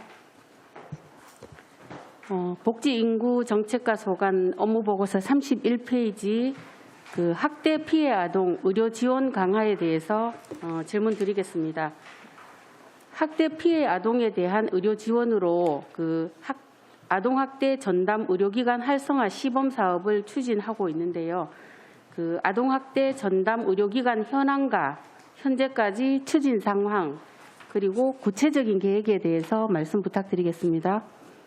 네, 답변 드리겠습니다. 그 아동학대 전담 의료기관 활성화 시범 사업은 복지부에서 이제 전국에 이제 시도를 대상으로 이제 공모를 했고요. 저희가 이제 신청을 해서 공모로 선정이 되었고 울산대학교에서 올해 지금 추진 중에 있습니다. 그리고 지금 이제 현재까지는 저희가 3차 간담회를 개최했고요. 그러니까 기관 이제 울산대 병원을 중심으로 그리고 이제 구군에 있는 전담 병원들까지 해서 제가 이제 간담회를 개최했고 이번 주에는 이제 구군 공무원, 경찰 공무원들 대상으로 이런 사업을 이제 홍보를 하고 그다음에 학대 아동에 대한 그 징후들을 조금 판단할 수 있는 교육을 저희가 실시를 또 했습니다. 그리고 사실 그 아동 학대 그 전담 의료기관 활성화 이게 필요한 이유가 그 아동이 학대인지 아닌지 판단하는 게 약간 좀 어려운 부분이 있었습니다. 이게 저희들 보면은 이제 일반 상처는 아니고 좀 잘 보이지 않는 상처라든가 이런 부분이 학대인 경우가 많아서 그리고 이제 학대인지 아닌지를 의사 혼자 판단하는 것보다는 같은 그 병원에서 이제 그런 위원회를 구성해서 이제 같이 판단하는 게 좋을 거다 해서 이렇게 추진을 했고 앞으로도 저희가 지금 각 구군에 있는 의료기관이랑 그다음에 이제 울산대 병원이 이제 병원이랑 그리고 저희 각 구군 공무원이랑 그다음에 경찰 아보전 이렇게 해바라기 센터까지 이런 각 기관들이 유기적인 관계를 통해서 학대 아동의 피해를 예방도 하지만 조속한 치료로 이제 심리적 안정 등을 취해서 빠르게 회복할 수 있도록 할 예정입니다. 네, 답변 감사합니다. 그 학대 피해 아동에 대한 의료 지원을 강화하기 위한 사업이기 때문에 그 아동 학대의 발견과 신고, 보호 이 모든 과정에서 의료기관의 그 전문적인 협조와 인식 개선에 대한 그런 것들이 필요하다고 생각이 됩니다. 이 사업이 활성화되고 제도가 정착될 때까지 잘 이어지도록 노력해 주실 것을 당부드립니다. 네, 알겠습니다. 그리고 어르신 복지과 소관 업무보고서 35페이지 노인 인권 보호 관련해서 질문 드리겠습니다. 노인 학대에 대한 문제가 늘어가고 있고 뉴스도 굉장히 많이 접하고 있습니다. 특히 요양시설과 같은 시설 내 학대에 대해서 문제가 또 심각해지고 있는데요. 그 노인장기 요양보험법 개정을 통해서 최근에는 그 CCTV가 설치가 의무화되어 있다고 알고 있습니다. 그 CCTV를 설치한다는 것은 노인 학대에 대한 그런 보호 차원이기도 하지만 또 바르게 일하는 종사자들을 보호하기 위한 그런 방안이라고도 생각이 됩니다. 이러한 노인장기 요양보험법 개정 이후에 또 추진 상황에 대해서 어떻게 돌아가고 있는지 답변 부탁드립니다. 네, 어르신복지과장 답변드리겠습니다. 아시다시피 그 코로나 상황이 지속되면서 사실은 노인 학대에 대한 부분들은 계속 좀 증가했고요. 특히나 2020년, 21년도에 보면은 증가 양상이 조금 더 높아진 부분들은 있습니다. 그러나 근본적으로는 이 학대에 대한 그 사례 판정의 결과를 보면 주로 90% 이상이 사실은 가정에서 발생하는 부분들이고요. 시설에서 있는 부분들도 있습니다. 그래서 그 부분들에 대한 예방 개선을 위해서 CCTV를 설치하고 있고요. 작년에 저희가 그 행정사무감사에서도 이런 부분들을 CCTV 설치에 대한 부분들을 공고한 부분이 있어서 거의 모든 기관들이 CCTV를 설치하고 그 좀 더 고화질 제대로 된 CCTV를 설치해서 이런 부분들이 예방할 수 있게끔 하는 부분들은 저희가 복지시설 지도 점검을 매년 시행하고 있습니다. 이런 부분에서 그런 부분들이 제대로 이행되고 있는지를 체크하고 있습니다. 네, 답변 감사드립니다. 그 노인 인권 그리고 시설 종사자들의 인권 둘 다 중요하다고 생각이 됩니다. 노인 학대를 예방하고 또 모두를 지키기 위해서 교육이나 홍보, 지원을 강화해서 노인과 종사자, 인권 모두를 지킬 수 있도록 노력 부탁드리겠습니다. 네, 알겠습니다. 그리고 여성가족 청소년과 소관 업무보고서 58페이지 청소년 문화회관 건립에 대해서 질문드리겠습니다. 중구 성남동에 청소년 문화회관을 건립한다고 했고요. 이달에 착공 계획이라고 보고를 받았습니다. 그 업무 보고서에 보면 민선 8기 출범에 따라서 청소년 입주시설 재검토 예정으로 사업 변경 가능성이 있다 이렇게 적혀 있는데 현재까지 추진 상황은 어떻게 되고 또 재검토를 하게 된 이유 그리고 이 재검토에 대한 혹시 다른 계획이 있는지 그런 부분에 대해서 설명 부탁드리겠습니다. 네, 여성가족 청소년가족 답변드리겠습니다. 청소년 문화회관이 이제 저희들 청소년 문화회관하고 당초에 이제 지식산업센터 그다음에 119 소방센터 이렇게 같이 복합적으로 이렇게 추진해서 금년 이제 7월 발주 예정이었는데 지금 그 이제 설계는 끝났는데 다시 재검토 요청이 있어서 지금 지식산업센터하고 이런 부분이 아직 이제 입주가 할지 안 할지 최종 정리가 아직 안 된 상태입니다. 그래서 저희들도 문화회관에 거기 또 K-팝 사관학교를 같이 이제 검토를 지금 이제 하고 있는 중이거든요. 그래서 현재 지상 12층 이렇게 돼 있는데 기존의 청소년 지원 시설이랑 체험 시설 이런 게 이제 들어가고 그다음 K-팝 이런 거를 다시 이제 보완할지 이렇게 검토해서 우리 추진할 계획입니다. 네, 답변 감사드립니다.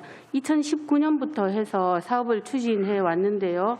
이 시설 건립 계획을 재검토를 하게 됐을 경우에 착공이나 건립에 대해서 차질이 있을 수도 있는데 그 부분에 대해서 답변 부탁드리겠습니다.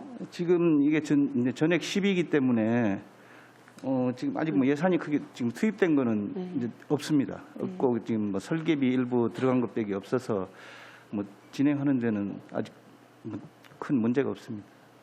네, 답변 감사드립니다.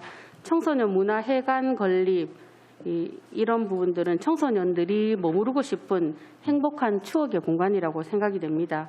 그래서 개관까지 안전하게 안전에 유의하시면서 차질에 없이 설립을 해주실 것을 당부드리겠습니다. 이상 질의를 마치겠습니다. 네, 손백 의원님 수고하셨습니다. 방인숙 의원님 질의해 주시기 바랍니다. 예, 과장님 및 관계 공무원 여러분 수고 많으십니다. 지금 보면 북구 장애인 복지관 건립도 있고 시 장애인 종합복지관 별관 건립 정축이 있네요.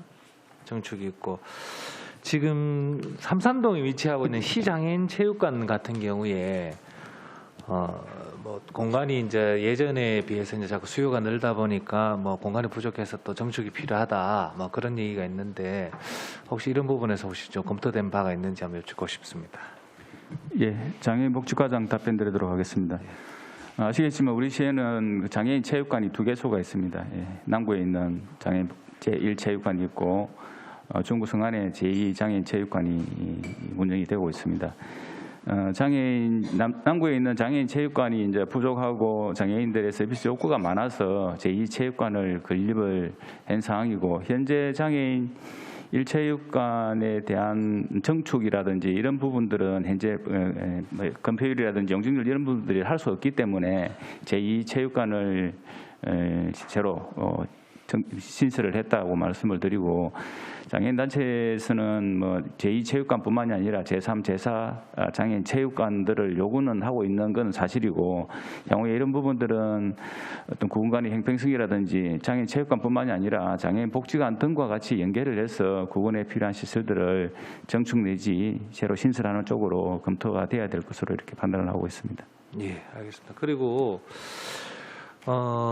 지금 이제 복지관 건립이라든지 이런 부분이 요즘은 그 미관 관련해서 아마 심의를 해서 굉장히 또 공모를 해서 보기 좋게 이렇게 여러 가지 형태로 이제 많이 짓게 되는데요.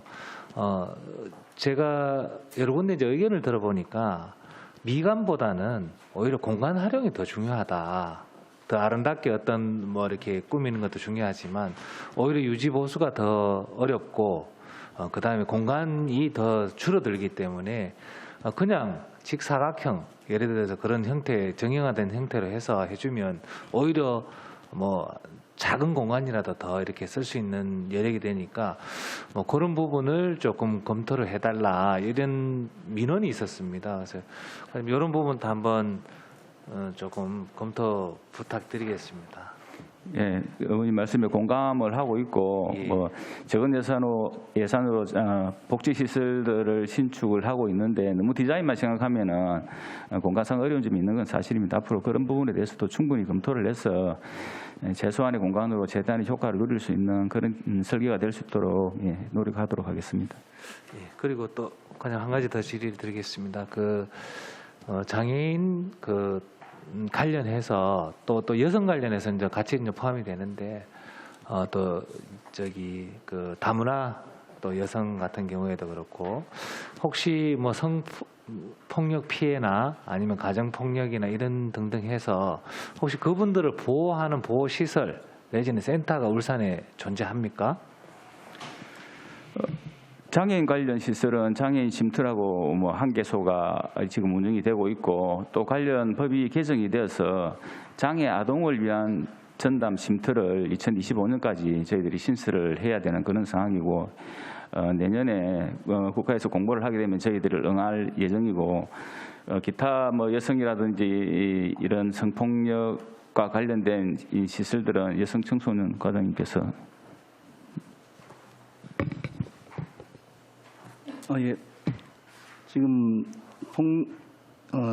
성폭력 시설하고 이제 상담소하고 가정폭력 상담소, 그다음에 그 피해 상담소 이런 게 지금 관내 한 8군데 있는데 지금 뭐 다문화 이제 가족도 똑같이 우리 그 일반 시민하고 같이 그 이용을 하기 때문에 그 뭐 시설에 입소하는 데는 지금 큰 문제점이 현재 없습니다. 구분 다문화 구분 없이 이제 같이 뭐 이렇게 그 이용할 수 이용이라는 표현이 좀 그렇지만 그렇게 그런 시설이 있고, 그러니까 울주군은 지금 저기 울주군이 아니라 그 장애인 관련은 지금 울주군에 위치한 시설입니까?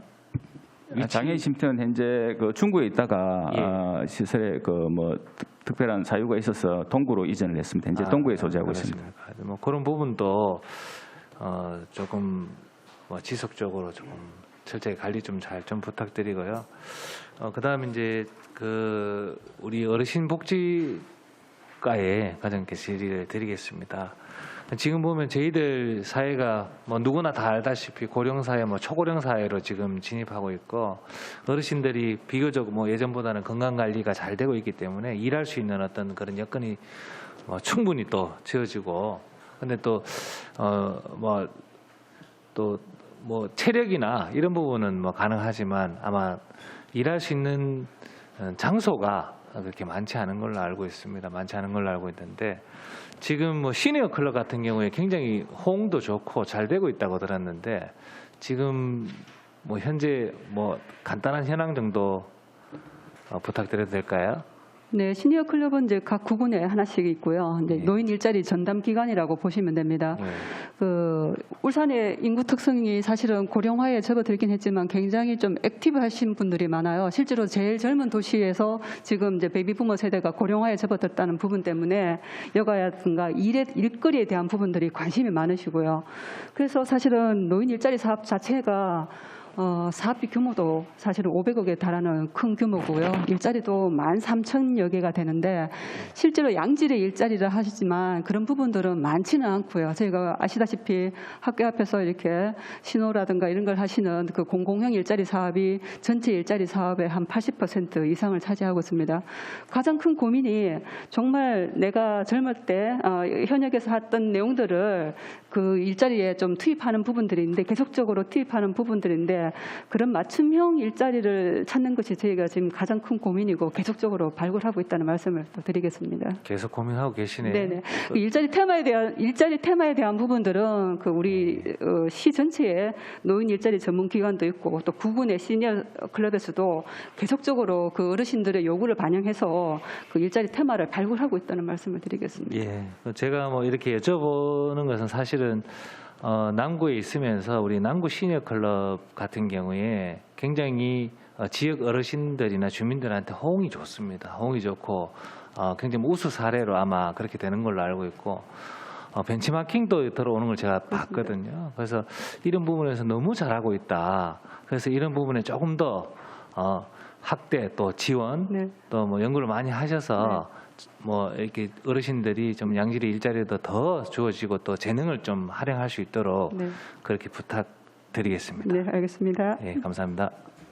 이상입니다. 네, 박인숙 의원님 수고하셨습니다. 안수일 의원님 질의해 주시기 바랍니다.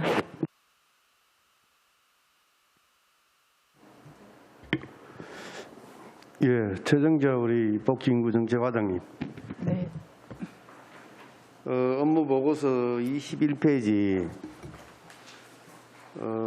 금년도 이 신규 사업인데 변화하는 인구 구조에 대한 적극적인 대응.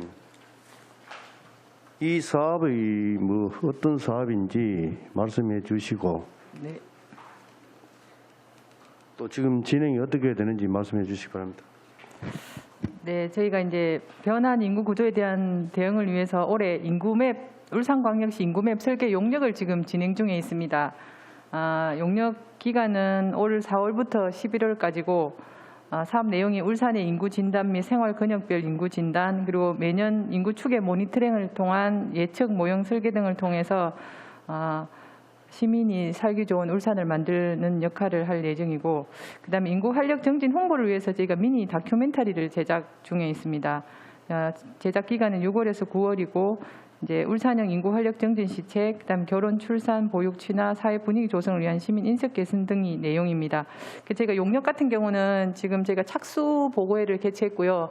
아마 조만간에 아마 중간 보고회를 개최할 예정으로 있습니다. 그래서 중간 보고 때 내용들은 저희가 우리 환경복지위원님들하고도 공유를 하고 또 좋은 의견이 있으면은 제가 그 용역에 담도록 하겠습니다. 이 소요 사업비가 1억인데 1억 이거는 어디 뭡니까 홍보 비용으로 들어가는 거예요? 저기 용역비 1억 그건 용역비고요. 밑에 있는 그 홍보비도 저기 1억이 그 다큐멘터리 제작하는 비용입니다. 홍보 비용이 1억이고 네. 용역 비용이 1억이고 총 2억입니다. 그리고 이 사업을 하게 되면 뭐가 기대 효과가 있죠?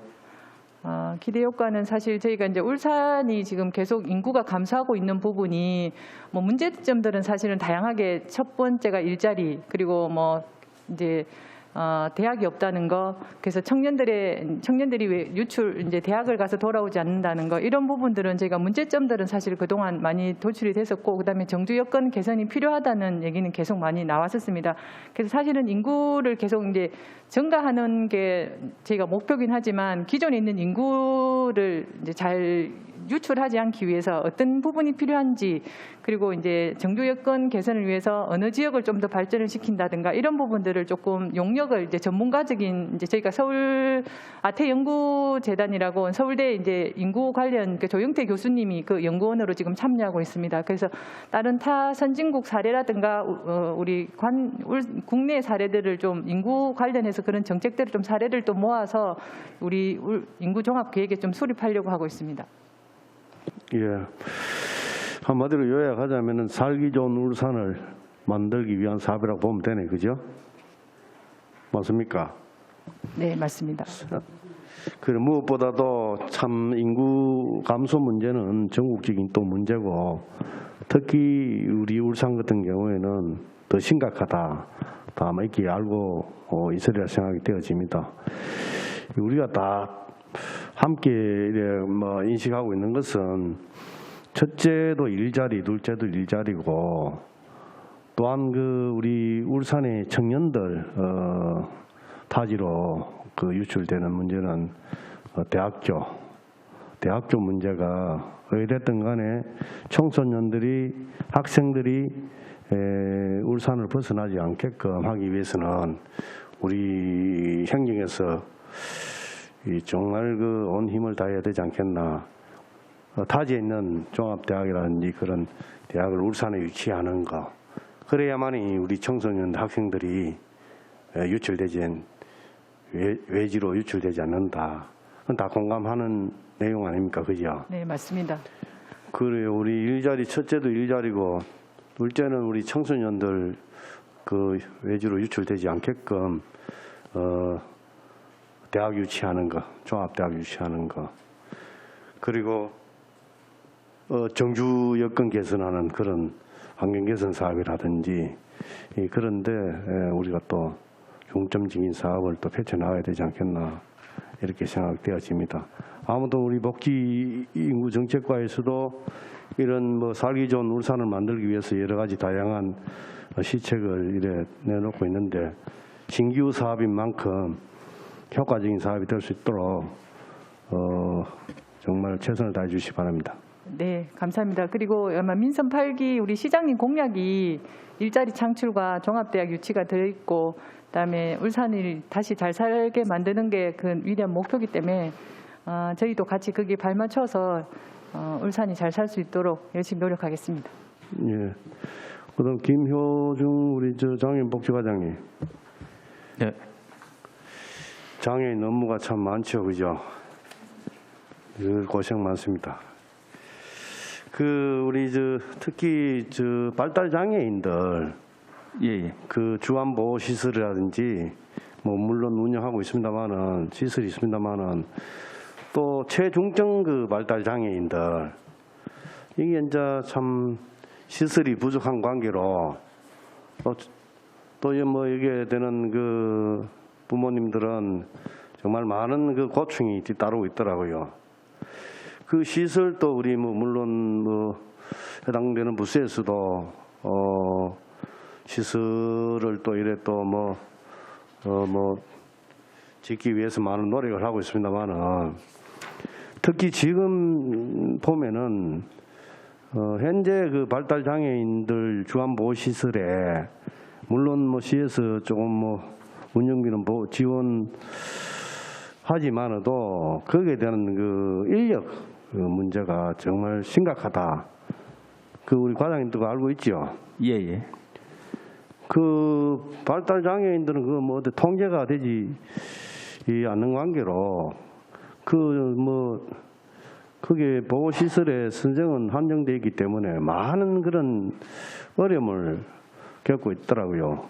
그 인력 문제에 대해 가지고 조금 우리 시에서 조금 뭐 보조 지원이 돼야 되지 않겠나 이렇게 생각하고 있는데 그 부분에 대해서 우리 시에서는 어떻게 생각하는지 한 말씀해 주시기 바랍니다. 예, 장애복지과장 답변드리도록 하겠습니다. 아시겠지만 우리 시에는 등록 장애인이 약 한 5만 1,200명 정도가 있고 그중에서 10%가 조금 넘는 5,200명 정도의 발달 장애인이 있습니다. 5,200명 발달 장애인 중에서 뭐 주간보호 실시라든지 주간활동 서비스 각종 서비스를 받고 있는 사람들이 한 1,900명 정도. 그냥 집에만 계신 분들이 뭐 나머지가 있습니다. 그 서비스를 받지 않는 사람들에 대한 어떤 대책, 플러스 현재 서비스를 받고 있는 사람들에 대한 서비스 질을 어떻게 높일 것이냐에 대한 문제, 이런 분들을 이제 각각 저희들이 이제 고민을 하고 있는데, 그 중에서 주간보호센터는 장애 정도가 좀 심한 사람들, 그 가정에서 돌보기 어려운 사람들을 이제 시설에서 보호해주는 그런 역할을 하고 있는데, 이 장애인들을 돌보는데 아무래도 손이 많이 가고 힘이 많이 들다 보니 일부 시설에서는 이게 뭐 저희들 말로 어떤 도전적인 행동을, 폭력성을 가진 장애인들을 돌보지 않으려고 하는 시설들이 있습니다.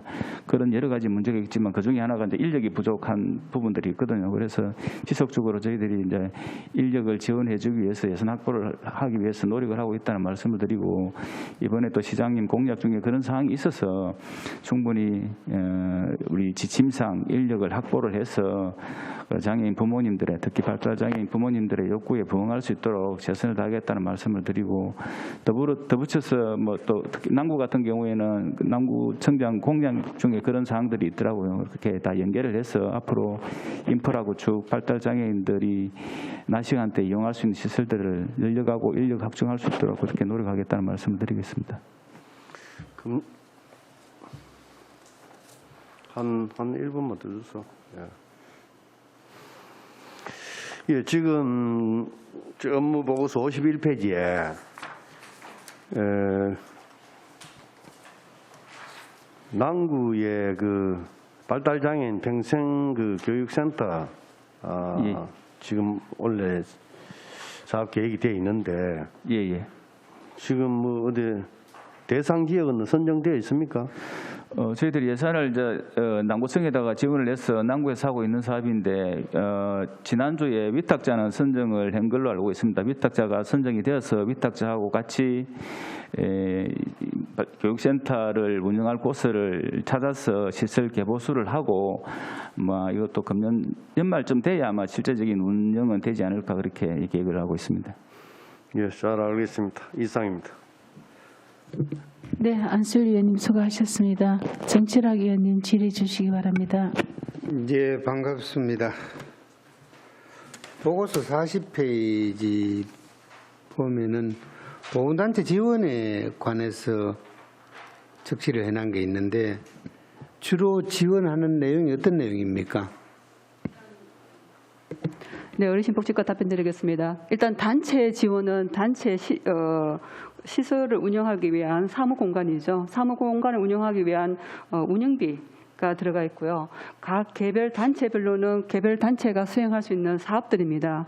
그 뭐 위로 행사, 위문 행사, 전적지 순례 이런 내용들이 각 단체별로 다 반영되어 있습니다. 지금 과장님 말씀하신 그 내용이 계속 관행처럼 이어져 오고 있는 거죠. 보훈단체 말씀이죠. 저희가 이제 보훈단체가 10개 단체 있고 협의회가 또 하나 있기 때문에 11개 단체에 대한 부분인데, 국가를 위한 헌신과 희생에 대한 부분들이기 때문에 그런 단체들은 국가기관도 있고 광역단위 또 군단위 있기 때문에 이런 운영비 지원은 지금 불가피하게 진행되고 있습니다. 회원들이 굉장히 다 연루하셨죠. 지금 6.25나 광복회는 유족분들이시고요. 고령화되는 부분들이 있습니다. 그러니까 거기가 다가 운영비고, 아까 과장님 말씀하신 그런 뭐 순례 가시는데 네네. 비용 지원해주고 네네. 그런 부분들 사업을 하고 하는 게 있습니까? 다른 사업이라 하시면 이제 그분들에 대한 개개인에 대한 위문에 대한 부분들입니다. 그럼 이렇게 같이 한 자리에서 모을 수 있는 행사라든가 어디에 전적지를 가신다든가 이런 부분들이 있고요. 또 개별적으로 지원하는 부분들은 그 40쪽 중간에 보시면 개별적으로 참전에 대한 부분들에 대해서는 참전 명예수당, 또 참전하신 그 유족에 대한 부분은 유족수당, 이거는 개별적으로 진행되고 있는 부분들이 있습니다. 그분들이 회원들이 요구하는 사항은 그렇게 많지 않습니까? 이분들이 이제 요구 사항들을 어느 정도 반영했기 때문에 그러니까 단체에 대한 관리는 관리대로 하고 회원 개인들에 대한 부분들은 또 시와 국가가 처음에는 국가가 있고요. 또 광역 단위, 또 기초 단위에서 이분들에 대한 예우를 위한 이런 뭐 수당 지원이라든가 이런 사업들은 진행되고 있습니다. 물론 이제 뭐 모든 복지가 다 그렇겠지만은 요구 사항을 다 드릴 수는 없잖아요. 없습니다. 그렇지만 그래도 국가를 위해서 희생하셨던 분들이기 때문에 좀 예우에 각별한 관심을 가져주셨으면 최대한 좋겠고요. 배려와 이런 부분들 관심을 가지고 있습니다. 그런 말도 이제 과거를 잊은 국민에게는 미래는 없다라는 말도 있듯이 조금 예우에 각별히 신경을 써주십사 하는 부탁을 드리겠습니다. 알겠습니다. 아까 여기에 대해서 설명은 안 했는데 장애인 복지과장님, 그 북구 장애인 복지관 건립이 되고 있는 거죠 지금? 예. 근데 이게 당초에 시립으로 건립하기로 안 했습니까?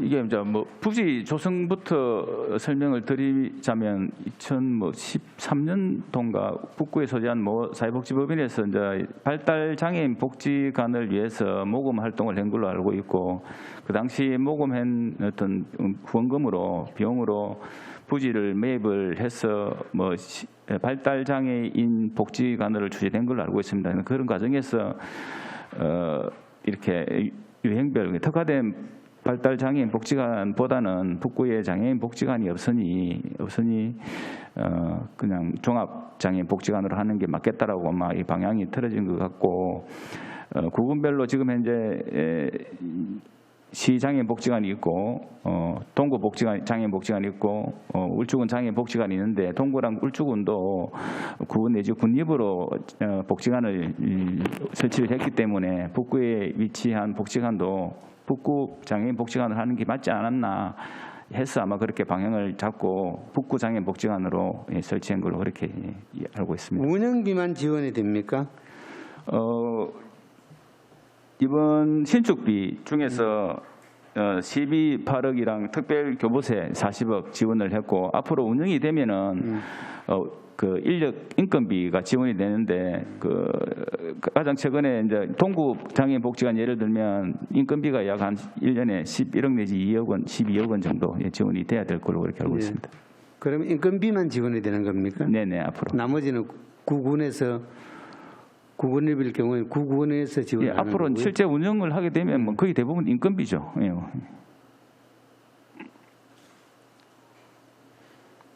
그래 알겠습니다. 지금 복지 예산이 울산시 전체 예산을 보면 안에는 장애인 과장님이 아니고 몇 프로 정도 되죠? 33%. 대략적인 대답만 하시면 됩니다.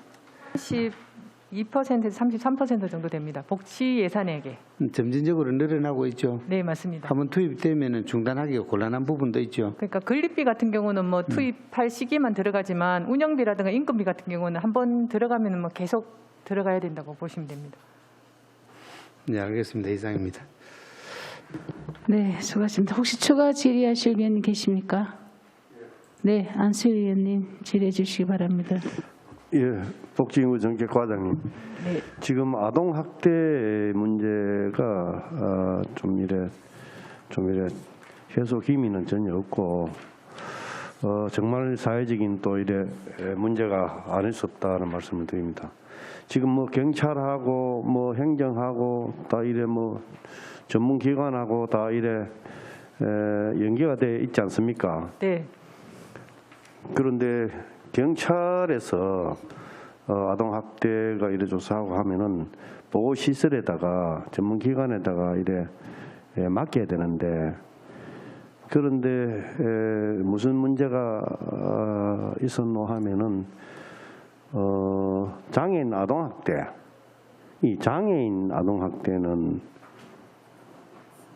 어느 기관에다가 특별한 무슨 기관이 있어요? 맡기는 기관이 있습니까? 지금 장애인 같은 경우는 지금 학대 아동 쉼터가 사실 없습니다. 장애 아동 같은 경우는. 그래서 성인이랑 장애인이랑 같이 학대를 당했을 경우에 쉼터가 한 곳 있습니다. 아까 장애인 과장님 말씀하셨지만 아마 25년까지 장애 아동 피해 쉼터를 이제 건립하도록 규정이 되어 있고 해서 아마 내년에 우리 시에서 아마 공모 신청할 예정으로 있고요. 지금 현재는 장애 아동 같은 경우는 성인이랑 같이 보호를 하고 있습니다. 같이. 네. 그래서 저는 뭐 이것도 경찰 그 조사기관에 전문 또 그 경찰 요원들에게 들은 바에 의하면은 그런 이야기 들었기 때문에 우리 이런 것도 우리 행정에서 좀 이래 조치를 취해야 되지 않겠나. 그래서 한 말씀 드렸습니다. 네, 맞습니다. 저희가 사실 그동안에 울산에 그 아동보호 전문기관 2개소와 학대 피해 아동 쉼터가 4개소가 있었는데 제가 작년에 하고 올해 지금 개소를 해서 지금 4개소가 있고요. 남구도 아마 올해 말이나 내년 초에 아마 1개소를 또 개소할 예정으로 있고 저희가 지금 공약으로 또 추진하고 있는 게 영아 전담 피해 쉼터를 또 한번 개소해 볼까 지금 검토 중에 있거든요.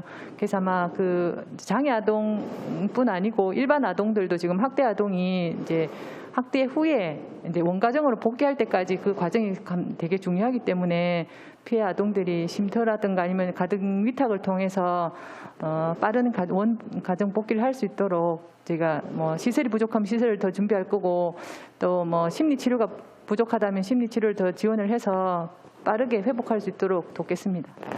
그리고 또한 그 전문 그 상담 그 병원이 또 지정되어 있지 않다 하더라고. 전문 상담 그 저희가 아까 말씀하신 아동 문제가 아니고 네. 이 정신적으로 문제 있는 사람, 정신적으로 심리적으로 이래 이제 문제가 있는 분들 울산에는 전문 그 상담 지정 병원이 없다. 그래서 인근 부산으로 많이 간다는 이야기도 들었거든요. 그 부분에 대해서도 우리가 시에서 행정에서 또 대책을 마련해야 되지 않겠나 이렇게 생각을 하고 있습니다. 정신 관련은 이제 좀 전에 그 시민건강국에서 담당하고 있기 때문에 제가 답변을 드리기가 좀 그렇습니다. 네, 그렇던 내용을 아마 또 잘 전달하겠습니다. 연계해서 네. 관련된 부서에 전달해서 한번 좀 검토해 주시기 바랍니다. 네, 알겠습니다. 예, 이상입니다. 지리하실 위원님 안 계십니까? 예, 제가 하나만 좀 질의를 드릴게요. 저도 이제 선거운동을 하면 경로당을 참 많이 가거든요. 앞서서 페이지 보자. 예산서 6쪽에도 보면 경로당 지원 이렇게 예산들이 잡혀 있는데 주로 보면 이제 아파트 같은 경우는 이제 다세대 주택해서 특별히 지원금이 별로 없죠. 일반 이제 그게 아닌 경우는 좀 예산서가 많아서 저희들 가보면 너무 편차가 심해서 일반 경로당에는 뭐 세탁기 2대 등등 시설이 너무 풍족하고 또 아파트 단지 소속된 경로당은 어르신들이 진짜 이용하기조차도 불편할 정도로 굉장히 열악한 환경이거든요. 이거 좀 이렇게 평준화할 수 있는 뭐 그런 거 없습니까? 사실은 어르신복지과장 답변드리겠습니다. 네네. 경로당 같은 경우에 우리 지역 내 한 840군께서가 있고요. 사실은 시 차원에서 운영비 지원이 들어갑니다. 운영비나 냉난방비 그리고 또 시설 개선도 이렇게 들어가는데 개소당 한 400만 원 정도로 보시면 됩니다. 연간. 그런데 이 비용이 많다면 많고 적으면 적을 수 있는데 이런 편차에 대한 부분은 사실상 이제 기부에 대한 부분입니다. 그 지역 내 기업과 연계하고 후원했을 때 단체와 후원했을 때 그런 비품에 대한 부분들이 조금 더 여유 있게 지원이 되는지 여부가 조금 차이가 난다는 말씀을 드리고요. 그럼 시에서 지원하는 비용은 똑같이 일괄적으로 지금 거의 됩니까? 일괄적입니다. 한 개소당. 네네 그렇습니다. 네. 일례로 시설 개선 같은 경우에는 840군데를 늘 할 수는 없는 거고요. 1년 단위로 한 전체 840개 중에 65개 정도를 타켓을 해서 한 300만 원. 이게 전체가 다 돌아가려면 한 9년 이상의 시간이 들죠. 그러니까 그렇죠. 시설 개선에 대한 부분은 그렇게 시간이 걸리지만 체감하는 게 좀 달라질 수 비품에 있다. 대한 부분들은 아마 지역사회와 후원 연계를 통해서 한번 확보하지 않나 싶습니다. 운영비와 냉난방비 이런 부분들은 그 규모에 따라서 다르긴 하지만 균등하게 일괄적 배분되고 균등하게 있습니다. 지급되고 있다, 그죠? 네. 그 부분은 또 제가 나중에 다시 한번 또 상세하게 좀 하고요. 아까 우리 동의원 질의한 내용, 우리 청소년 문화회관 아까 건립 부분에 있어서는 기존적으로 청소년 문화회관이 건립되는 건 문제가 없잖아요. 단지 입주 시설에 지금 어느 쪽으로 가느냐 이런 게 좀 있죠. 네, 맞습니다. 그렇죠. 그런 설계 변경 때문에 지금 착공에 예. 제가 이해가 됐습니다.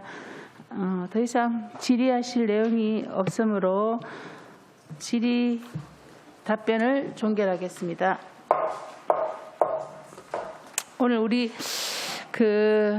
동료님께서 질의하신 내용들 좀 시정에 많이 좀 반영해 주시고요. 특별히 우리 복지과는 일도 많고 예산도 제일 많은 부서입니다. 그죠? 그리고 아동에서부터 노인에게까지 아주 전 시민에 다양하게 많은 정책들을 장애인해서 굉장히 많은 정책들을 시행하고 있는 곳이기 때문에 정말 수고도 많으시고 또 정말 앞으로 저희들과 같이 그죠? 해야 할 일이 참 많은 것 같습니다. 항상 수고하시는 거 감사드리고요. 자, 위원 여러분 그리고 관계고문 여러분 수고하셨습니다. 7월 18일 10시부터 보건환경연구원 소관, 상수도 사업본부 소관 2022년도 주요 업무 보고를 받도록 하겠습니다. 이상으로 오늘 의사일정을 모두 마치겠습니다. 사내를 선포합니다. 아유, 수고하셨습니다.